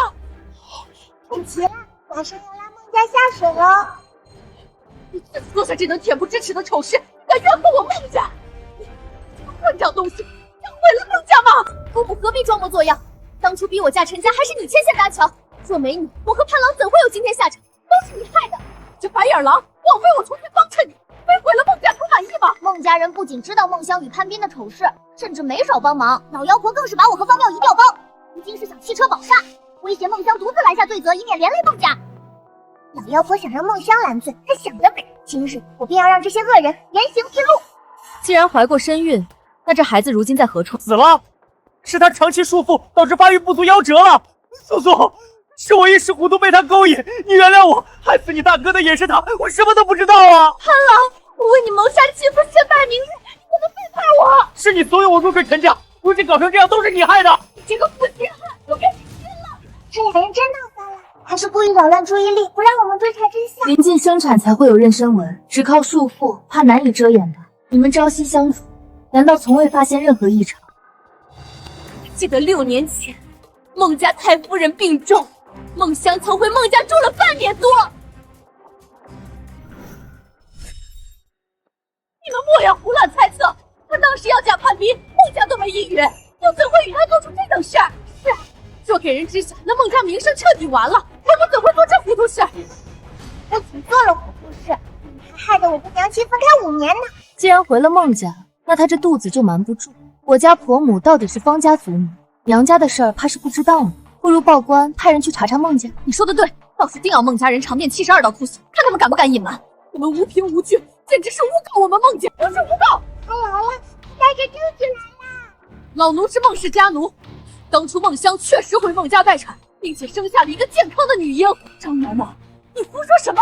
你陪了我几10年，怎么能如此诋毁孟家？自然是被我收买了呀。张嬷嬷，他就是你的独子吧？大夫人将我儿打成这样，是何用意？张嬷嬷说错了，他可不是我打的，反而是我将他从赌场救下来的。你儿子欠了赌债，人家要他命偿，你若肯帮我，我替他还清赌债，并给你们一大笔钱，如何？你想要我做什么？很简单，我需要说出真相。方妙仪就是孟香和潘斌生的孽种，而真正的方家五小姐在大夫人生产当日就被换走了，是我亲手扔进的护城河。原来你不是娘亲的孩子，难怪你长得像这2个大花旦。不是的，我不是大花旦的孩子，我是娘亲的孩子。糟了，眼下对孟家不利，我不能再随意开口，以免受牵连。张嬷嬷，你是说我女儿被你扔进河里淹死了？你为什么这么做？大夫人息怒，老奴也是被老孟氏逼迫，实在是无奈呀！来人，把这胡说八道的贱婢给我拖下去，让我打死！不是明察，当年你大婚期防我也是老孟氏逼我干的。这下真相大白了，看老妖婆还怎么装！怎么可能？那场大火是婆母救了我，怎么会是她让你放的？她早就算计好了，只要救了你，便能获取你的信任，还好让你心甘情愿的用嫁妆贴补侯府。娘亲别怕，有我在，今日尽管报仇。接着交代，二小姐从假山掉落，跌坏了脑袋，也是老孟氏指使我推的，要让我杀了那孩子，好让她侄女孟香生的孩子方妙仪能够霸占你的嫁妆。你血口喷人，我没有。那祖母敢发誓吗？如果你有，就天打雷劈！我，看来祖母不敢发誓。不是，我没有做过，这是你们串通好的来诬陷我！诬陷？你指使我做了许多暗害大房的事，难道你忘了？这些年为了让我忠心，这就让我丈夫儿子沾染祖国，我不知道。那我的亲生女儿呢？我将她扔进河里，见她沉了下去才走，应当是被淹死了。夫人，对不起。娘亲不知道我没被淹死，我就站在她身边呢。傻孩子，我怎会不知？只是戏的眼，我越可怜痛苦，老孟氏罪孽才越重。怎么会这样？你虽是我夫君的继母，可我一直当你是亲婆母敬重，救我时我决定一辈子孝顺你，没想到全是算计，你要害死大房全家啊！戚夫人，你没事吧？娘亲好演技。你们孟家都是些毒妇吗？竟然能干出这种丧心病狂、没良心的恶事，这不算天打雷劈吗？这人神不可，若非今日真相大白，发誓要被孟家吃连骨头都不剩。来人，报官，将这些杀不得身，统统送交官府处置。这可不算完哟，你个骚妖婆，和二叔叔和二婶婶一家，也该轮着他们。娘亲别走，别扔下面。你去哪儿？我是你祖母，你是我儿和他贱人生的，你还想回方家做大小姐不成？你亲娘是孟香的毒妇，害我儿入狱，既然是潘家血脉，给我老实回潘家认祖归宗。到底养了这么多年，娘亲应该是很难过吧？我刚发现一个劲爆秘密，你娘知道了肯定痛快。什么秘密？快说快说！命不所及，你二叔是你祖父外室所生，被调包。老孟是一直在给外室养儿子呢。哇塞，小妖婆为了外室儿子机关算尽，最后落得这种下场，怕是要气得吐血了。什么？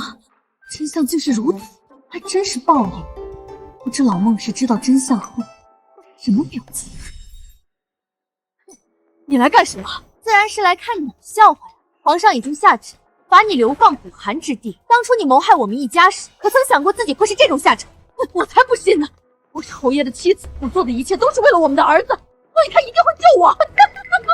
你笑什么？我笑你可怜啊！到现在还不知道真相呢，我真是东爹管家不严，皇上只下旨夺了他的爵位，并补偿给了我们大房。等我夫君平安回京，便可继承爵位，成为新侯爷。至于二房嘛，你要对我儿做什么？我儿可是侯爷最疼爱的儿子。他的确是侯爷最疼爱的儿子，可惜却不是你的儿子。你说什么？侯母，你所做的一切皆是为了自己儿子的利益，如今沦为阶下囚，他可来看过你一眼。我儿是为大局考虑，如今我身败名裂，若他来看我，岂不是也要被连累？骗骗旁人算了，还真打算骗自己吗？实话告诉你，你调包了我的女儿，还不知道自己儿子也被调包了吧？你说什么？公爹有个外室，一直藏在外面养。当年你与他一同生产，公爹便将你的孩子调包了。不可能！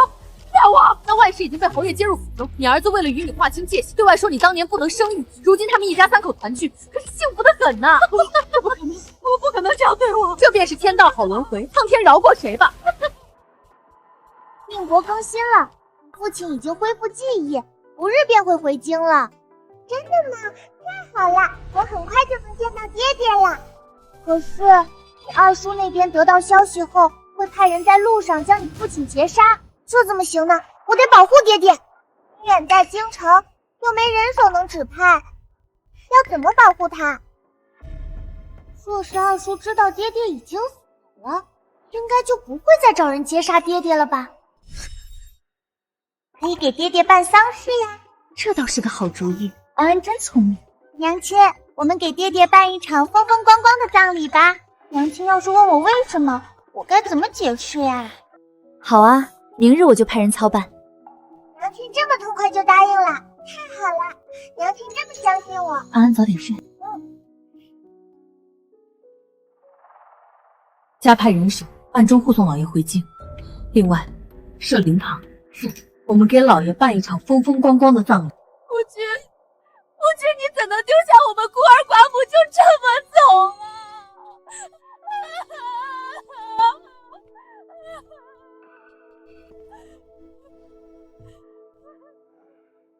大嫂节哀，大哥走得早，留下你们孤儿寡母的，我这做弟弟的心里实在难受。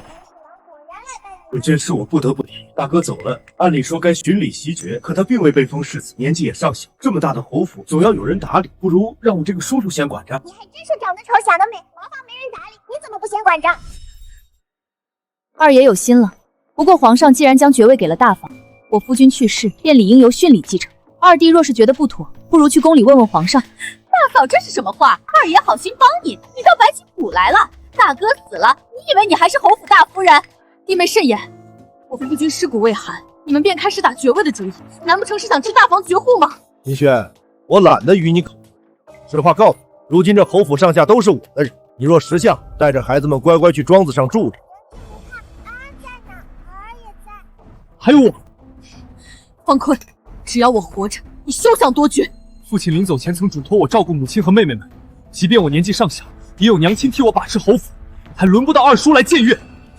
这真是翅膀硬了，敢跟老子叫板！既然你们不识抬举，别怪我不客气了。大哥走了，大房的人伤心过度，你们立刻送大房一家去庄子上休养，不得怠慢。是。放开我！方坤，你好大的胆子！嫂子，你说巡礼若是成了残废，是不是就永远无法继承爷了？你想干什么？来人，给我打断方巡礼的腿！大哥要成残疾了，现在怎么反倒不出手了？放心，轮不到我出手。3、2、1，来了！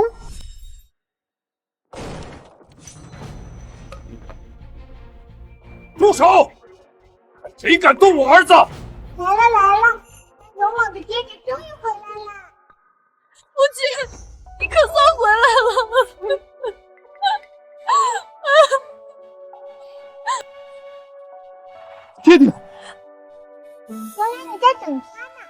就说轮不到我出手吧。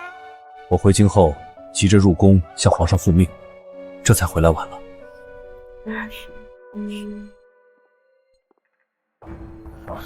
二弟，弟妹，看到大哥回来，似乎很失望。这里不是秦轩的计谋，我上当了。手知他没死，并提前筹谋，在路上将他劫杀，说什么都晚了。没有，大哥你能活着回来，兄弟我高兴还来不及呢。是啊是啊，大哥没死太好了。哼，你们刚才不是要打断我哥哥的腿吗？现在怎么不打了？什么？你要打断我儿的腿？没有，绝对没有这回事。你们不是很嚣张吗？继续抢爵位呀！刚才都是误会。误？那你们方才是要对我的妻儿做什么？我只是担心大哥去世后，嫂子又要管孩子，又要操侯府，太过辛苦，这才想替大哥照顾。是啊，我们也是心疼嫂子，为她分忧嘛。哼，方坤，你们做过什么？想必心里清楚。今日是我家团聚之日，我不想见血，带着你的人滚出去！是，我们这就走，不耽误大哥一家团聚了。若非你有兵权在手，我才不会怕你。不愧是我那英武不凡的爹爹，将军之才，果然高大威猛。这孩子怎么和儿长得一样？夫君，这是我们的另一个女儿安安。我知道你有疑惑，这些日子发生了太多事，我等下再与你细说。安安，快来拜见爹爹。爹爹好，我是安安。安安好，爹爹回来了，以后不会再让你们兄妹受欺负。太好了，这下爹爹也平安无事了。接下来就是大姐姐了。爹爹和娘亲还不知道，大姐姐快要被夫家搓磨死了。知意每月都来信，信中说夫家待她极好，怎么会被夫家搓磨？可安安不会说谎，我得尽快见到我的知意才行。雷嬷嬷，派人给知意送信，就说他爹平安回京，请他回来参加接风宴。是。知意，自你出嫁后3年都没回娘家了，这些年过得可好？女儿过得挺好的，娘亲不要忧心。虽然你时常写信回来，可你这孩子报喜不报忧，爹娘怎么可能不担心你？是啊，大姐，那蒋世成真的待你好吗？夫君他待我很好的。你大姐姐嘴真硬啊！明明在蒋家连顿饱饭都吃不上，却还要强装过得好。这么说，大姐姐受欺负了？岂止是被欺负，当年你大姐落水被蒋世成救起，因失了名节，被迫嫁给他这个穷进士。其实这一切都是周华锦搞的鬼。又是二婶这个坏蛋，那蒋家穷得揭不开锅，全靠你大姐的嫁妆养活，想对他更是动辄打骂，天不亮就逼他起来干活，太过分了！我要为大姐姐报仇。不止如此，那个叫陶娘的女人是蒋世成的外室，两人还有了孩子，却骗你大姐姐陶娘是一位上官的外室，因主母凶狠才住在蒋家，他还让你大姐给陶娘端茶倒水伺候月子呢。奇怪，他们怎么都在看我们？难道他们能听见我们的对话？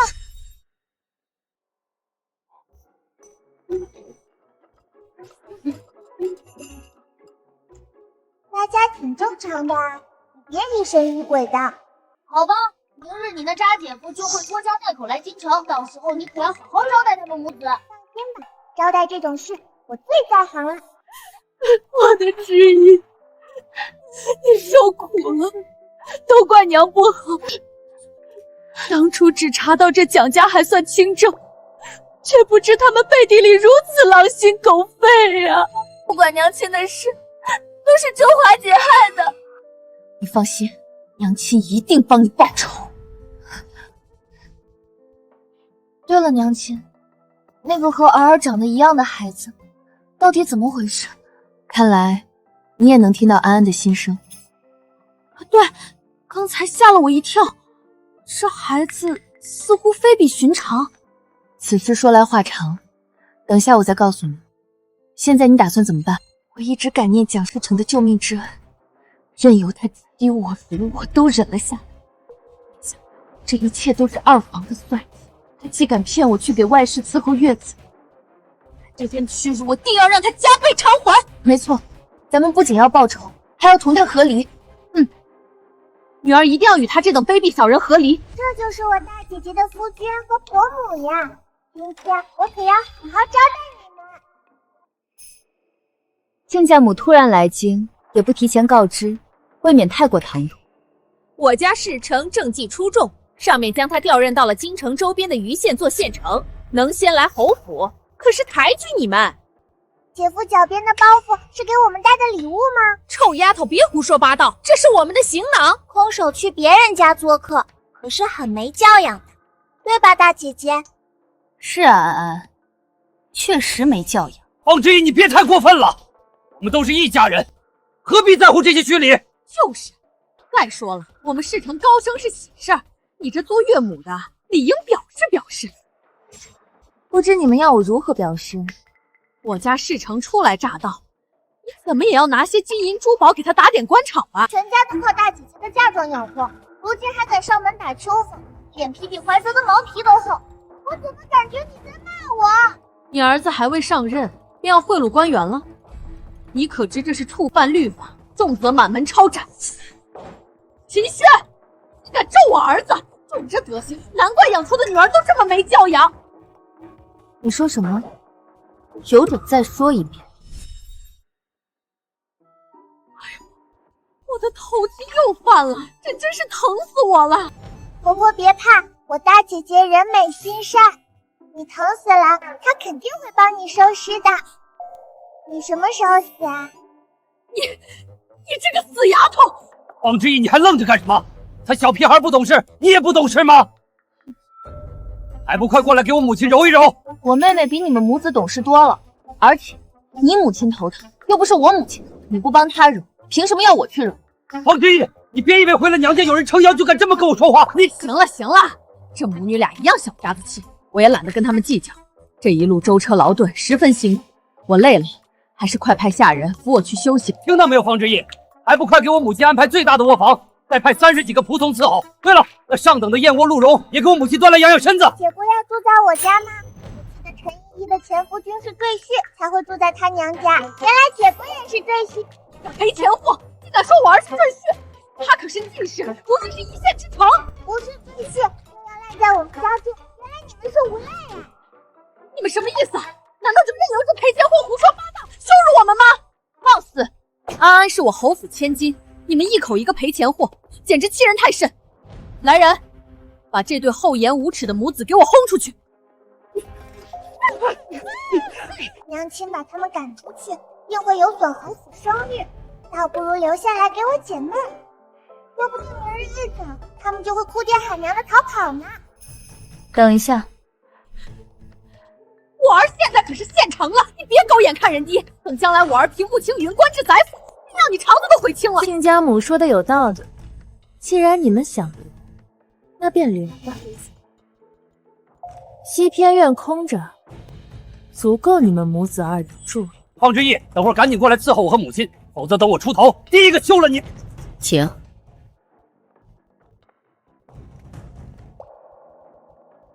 怀泽，这蒋世成这次入京，可将那外室和私生子带来了吗？带来了，他们将那桃娘和孩子安置在了来福客栈。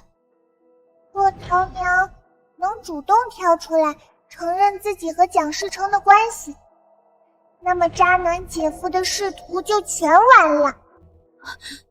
这些年，这对母子一边挥霍我的嫁妆，一边骑在我头上作威作福。从今以后，我绝不会让他们好过。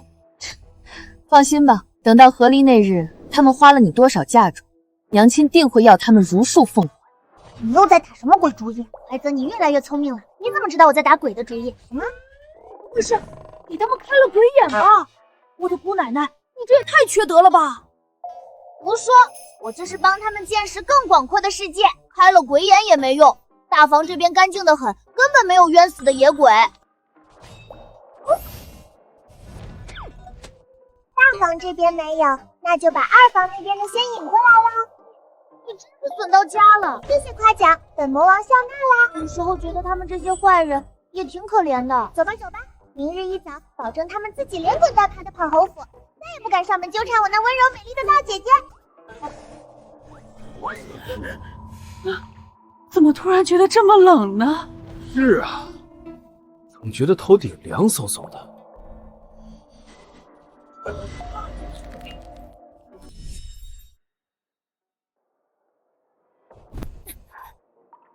呦，谁走路不长眼？抱歉抱歉。哎呦，这不是陶姑娘吗？您怎么也来了京城？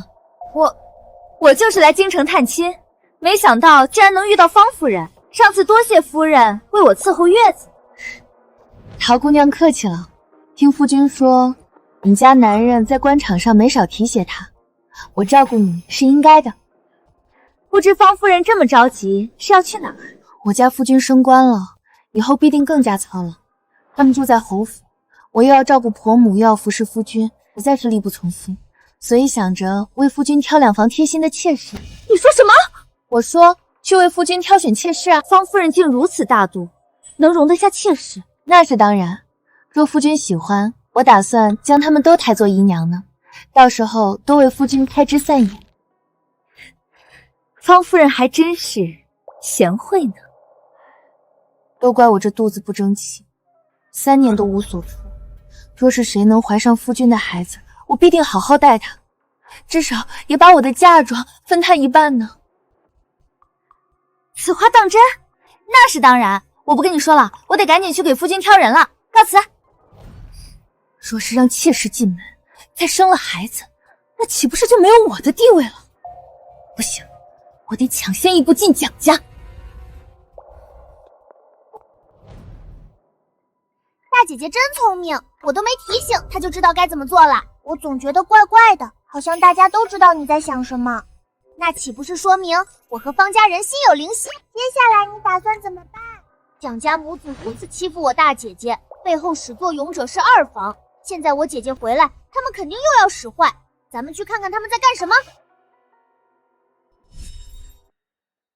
母亲，因祖母那件事，贵妃对我们家已经生了嫌弃。幸好齐王念着我对他的救命之恩，才没有退婚。如今方知意回来了，万一让齐王知晓我顶替了他的救命之恩，我就完蛋了。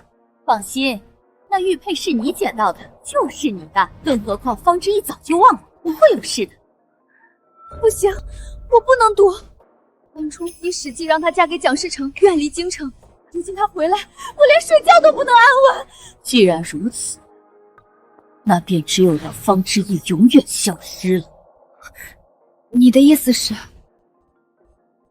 这件事，母亲来办，你放心吧。这母女俩也太恶毒了吧！抢了大姐姐对齐王的救命之恩，害大姐姐嫁给蒋世申那个混蛋受辱，如今还想害死大姐姐，如此恶毒，实在是人神共愤，我受不了了！你快出手把他们打死算了。现在不怕我触犯天条了？算了，为了这种人渣触犯天条遭雷劈，实在不划算。有了，我想到一个好主意，保证能让二房自食恶果。我怎么有种不好的预感？二夫人、三小姐，大房那边闹起来了，是大小姐的婆母和夫君，好像是中邪了。真的，太好了，今日终于能好好看看大房的笑话。看来你昨晚搞的鬼效果显著呀。是他们说要找几10个人伺候的，我可是热情款待呢。虽然伺候他们的是鬼，但这是最高级的待遇。我已经习惯了你的歪理。行了，赶紧去收拾烂摊子吧。放开我，让我出去！我不要住在这里了，有鬼，有鬼啊！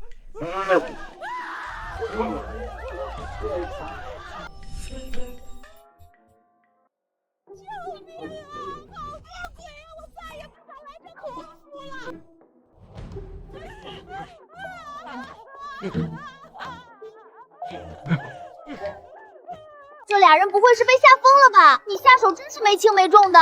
我这么可爱，怎么会吓到人呢？是阿飘吓的，又不是我。鬼眼是你给他们开的，阿飘也是你招来的，不是你是谁？我也没这么好啊。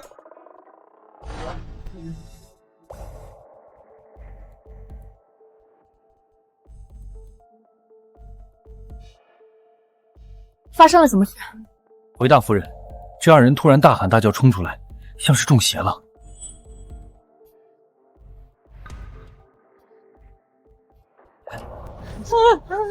婆母、夫君，你们没事吧？世成，我是桃娘啊。这不是桃姑娘吗？你怎么来了？夫人，救救我的孩子吧！我实在是走投无路了。我又不是郎中，如何能救孩子？你这是做什么？方夫人，孩子发烧急需看诊，可我身无分文，实在没办法才来找孩子的亲爹。你找孩子的亲爹，跑到我侯府做什么？我孩子的爹就是你父亲蒋世成啊！他果然上钩了。夫君，这是怎么回事？知音，你听我解释。事到如今，你还想狡辩吗？你说他是你上官的外室，因家中主母善妒容不下，才会接到蒋家休养，甚至还让我给他端茶倒水伺候月子。如今到头来，他竟然是你的外室，那孩子是你的私生子。那又如何？我是男人，三妻四妾又有何不可？你欺人太甚！你用嫁妆补贴蒋家3年，你却养了外室，还堂而皇之的带回家，让我这个正统夫人为奴为婢的伺候他，你怎能如此凌辱我？你这小贱人，竟敢打我儿子！大姐姐最好赶紧躺下，这么一来，他们母子恶毒的形象可就稳稳立住了。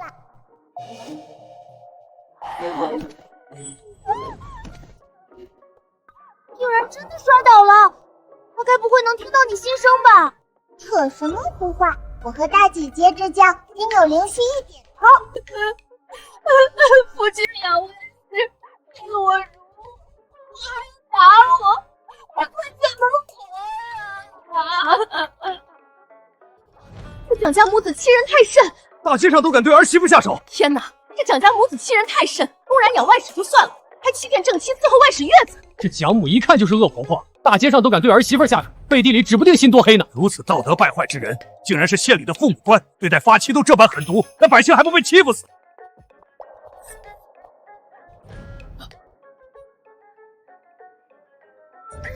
蒋世成，我侯府千金嫁入你蒋家3年，孝顺婆母，贴补嫁妆，可你竟敢如此苛待她！岳母，这都是误会。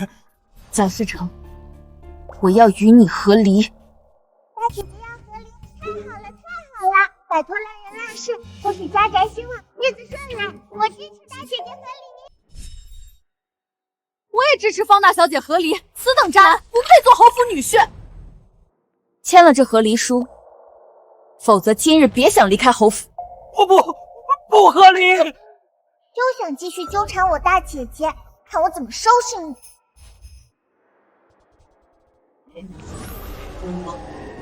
大姐姐，既然姐夫不和离，那就让他们继续住在侯府吧。什么？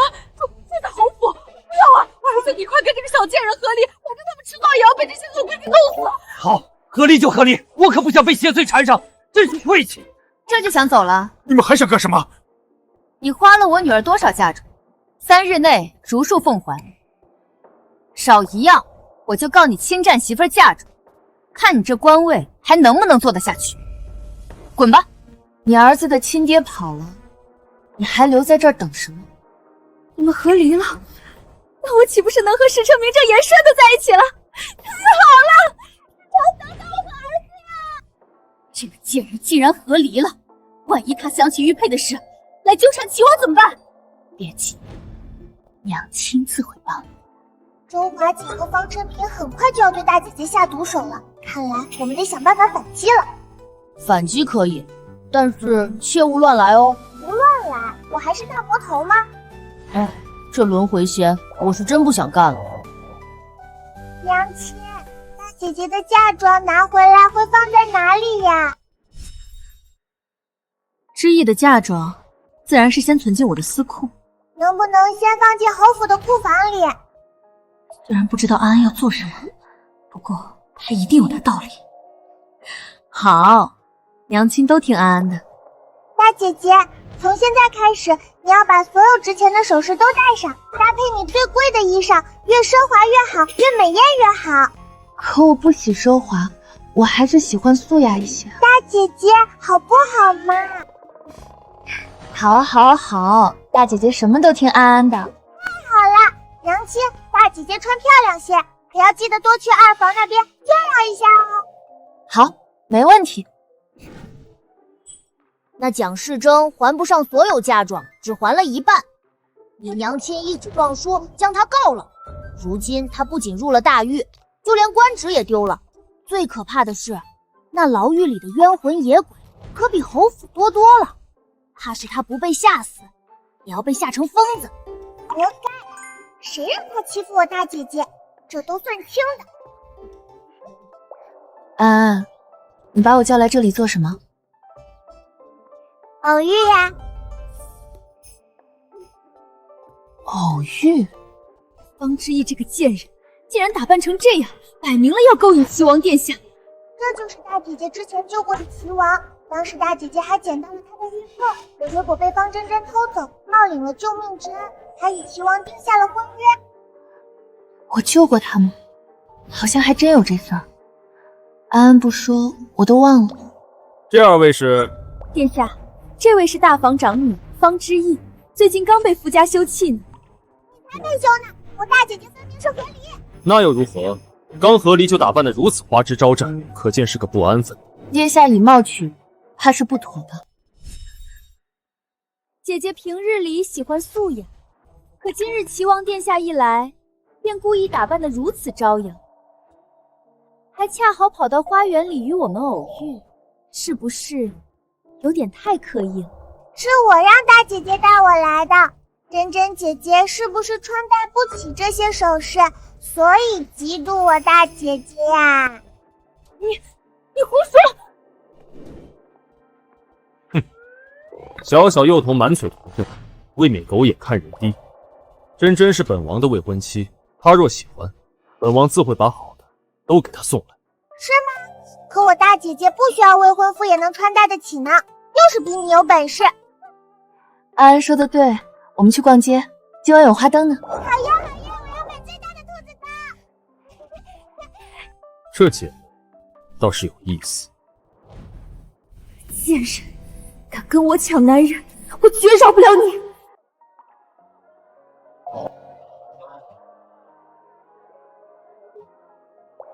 大姐姐快看，那个灯会转！安安别跑，等等我！安，你去哪儿了？你去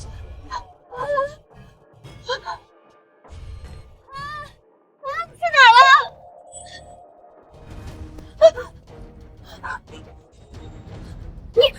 你们是谁？我可是侯府大小姐，你们别过来！侯府大小姐，我们找的就是你。有人花钱买你的命，识相些，别喊，别挣扎，下手快，保证不让你受罪。你若乖乖受死，我们就给你留个全尸，如何？别过来！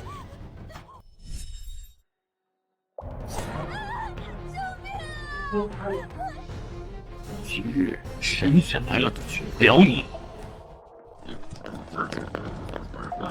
神仙救不了，那就大魔头来救。姐姐别怕，我来了。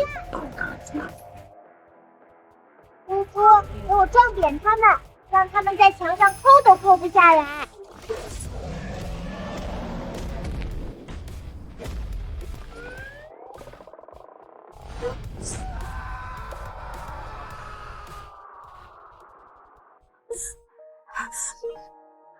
你说你们遇到刺客了，你们没事吧？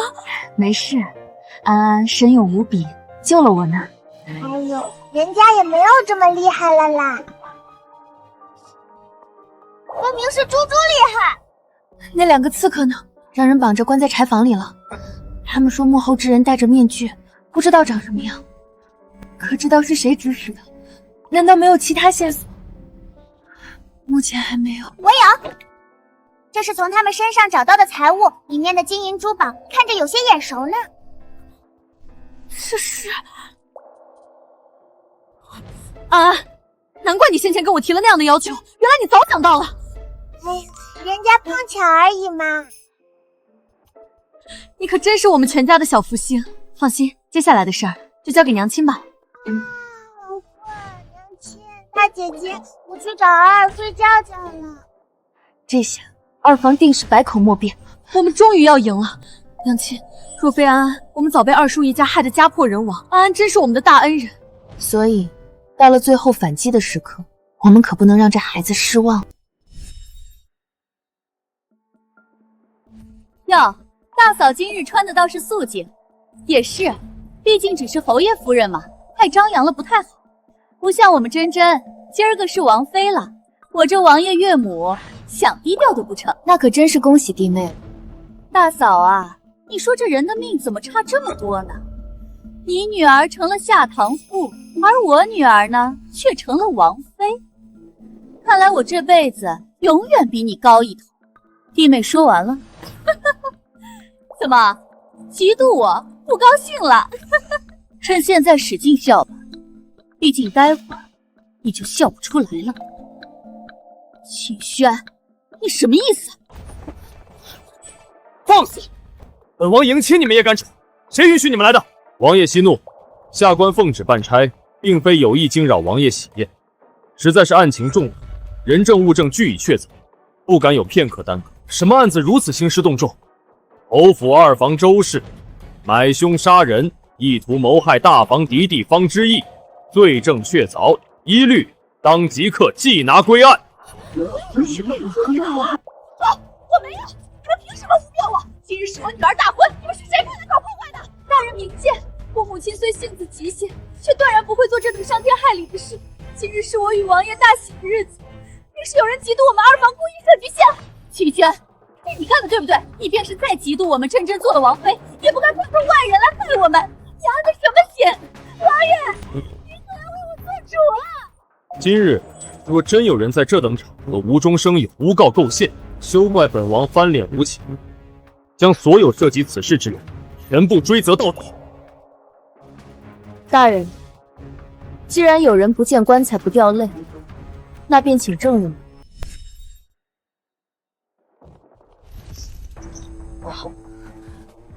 王爷，上元节当夜，这二人于灯市后巷持刀行刺民女，被当场擒获。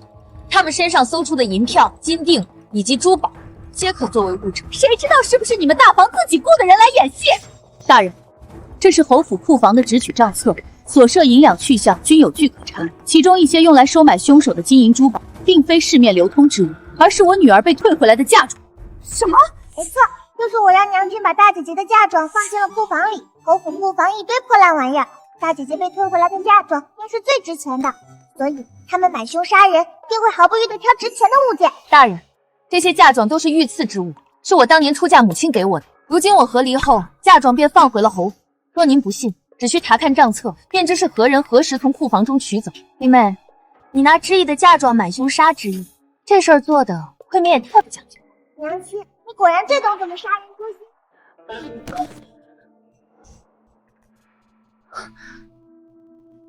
既然人证物证俱全，便是本王的岳母，本王也绝不徇私。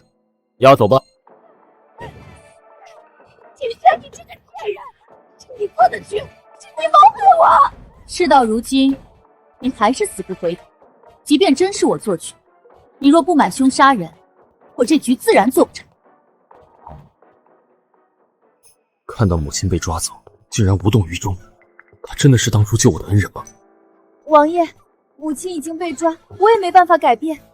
今日这么多宾客，咱们还是继续完婚吧。你母亲出了事，你还有心情完婚？本王没想到你竟如此冷血，看来我们的婚事还需要重新考虑。花心可是为了方珍珍才被抓走，他竟然没事人似的只想嫁人，恋爱脑真是没救啦！他哪里是想嫁人，不过是想攀龙附凤罢了。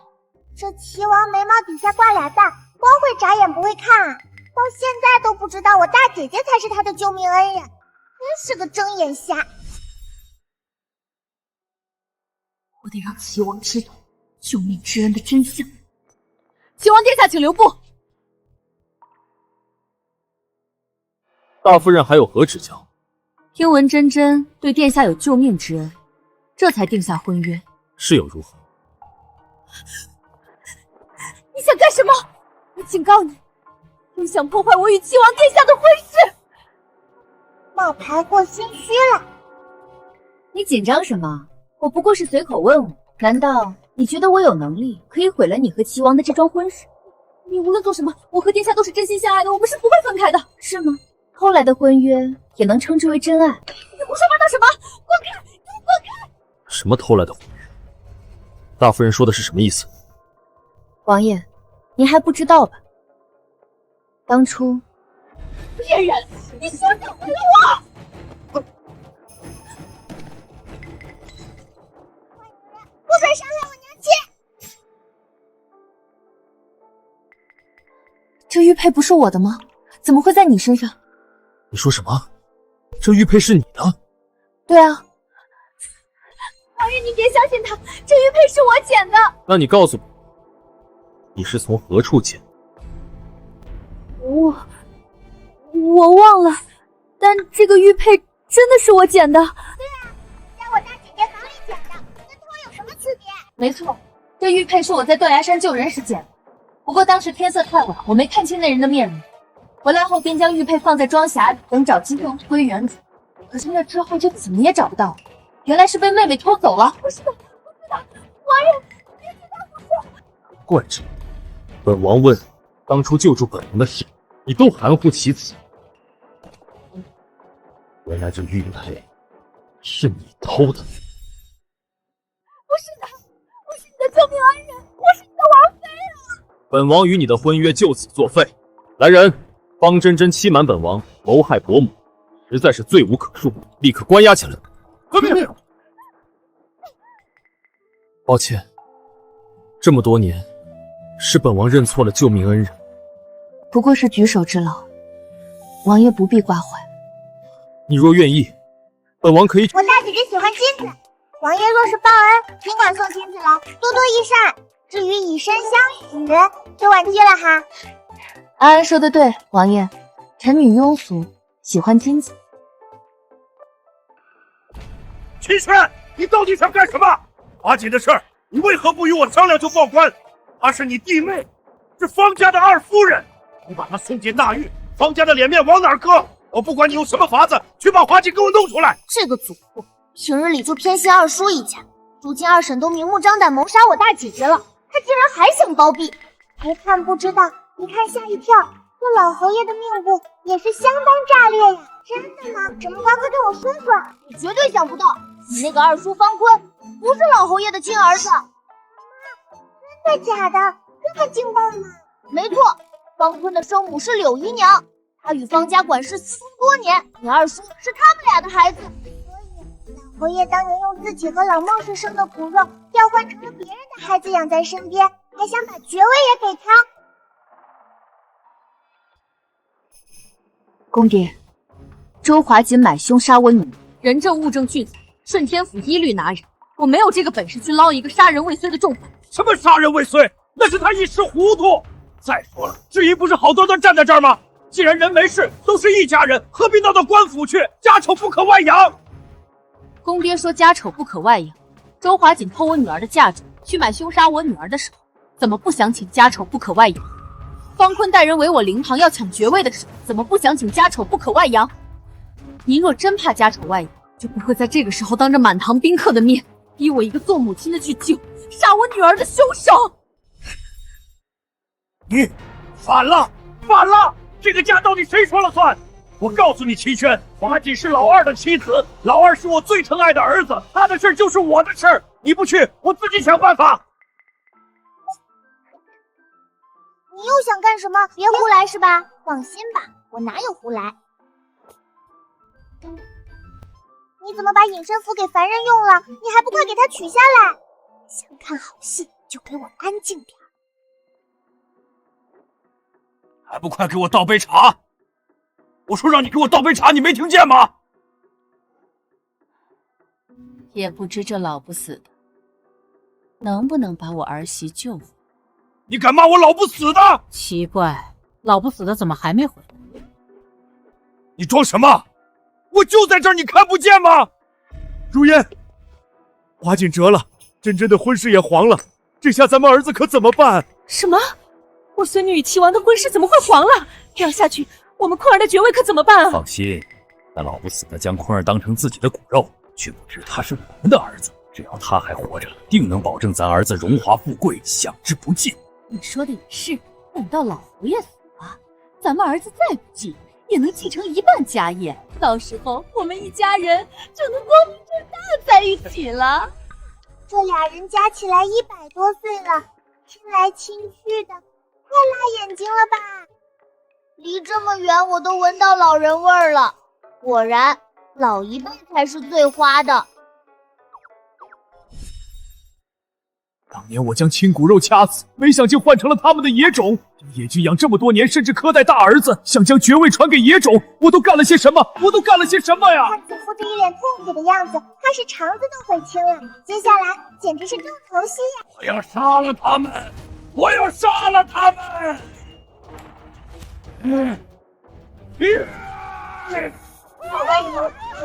贱人别跑！老子弄死你们这对狗男女！这么玩，太厉害了！论不给你第二，没人敢称第一啊！我这魔头的名号可不是浪得虚名。走了，去看戏喽！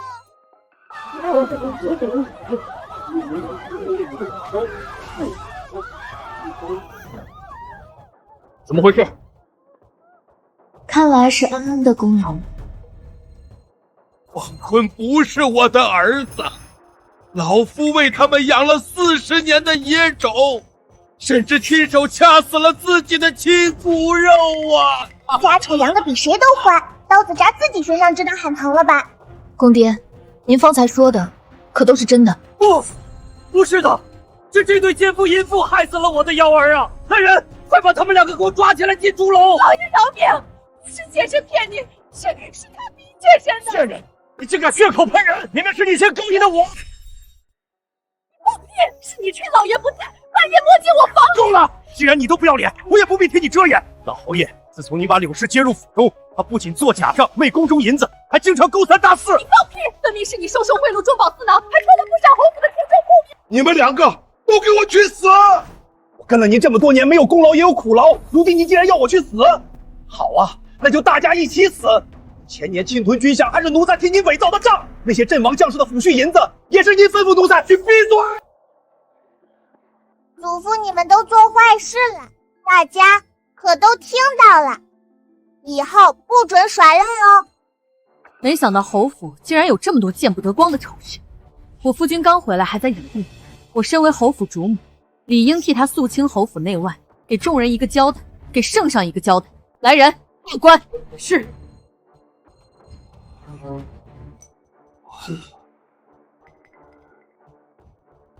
绝完了！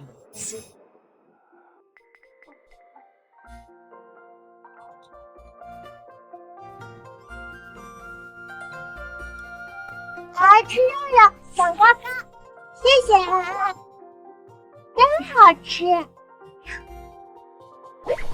安安怎么光给儿家，不给大哥家？我可不高兴。就是，我这大姐也要吃醋了呢。可是我在对面，我胳膊够不到了呀。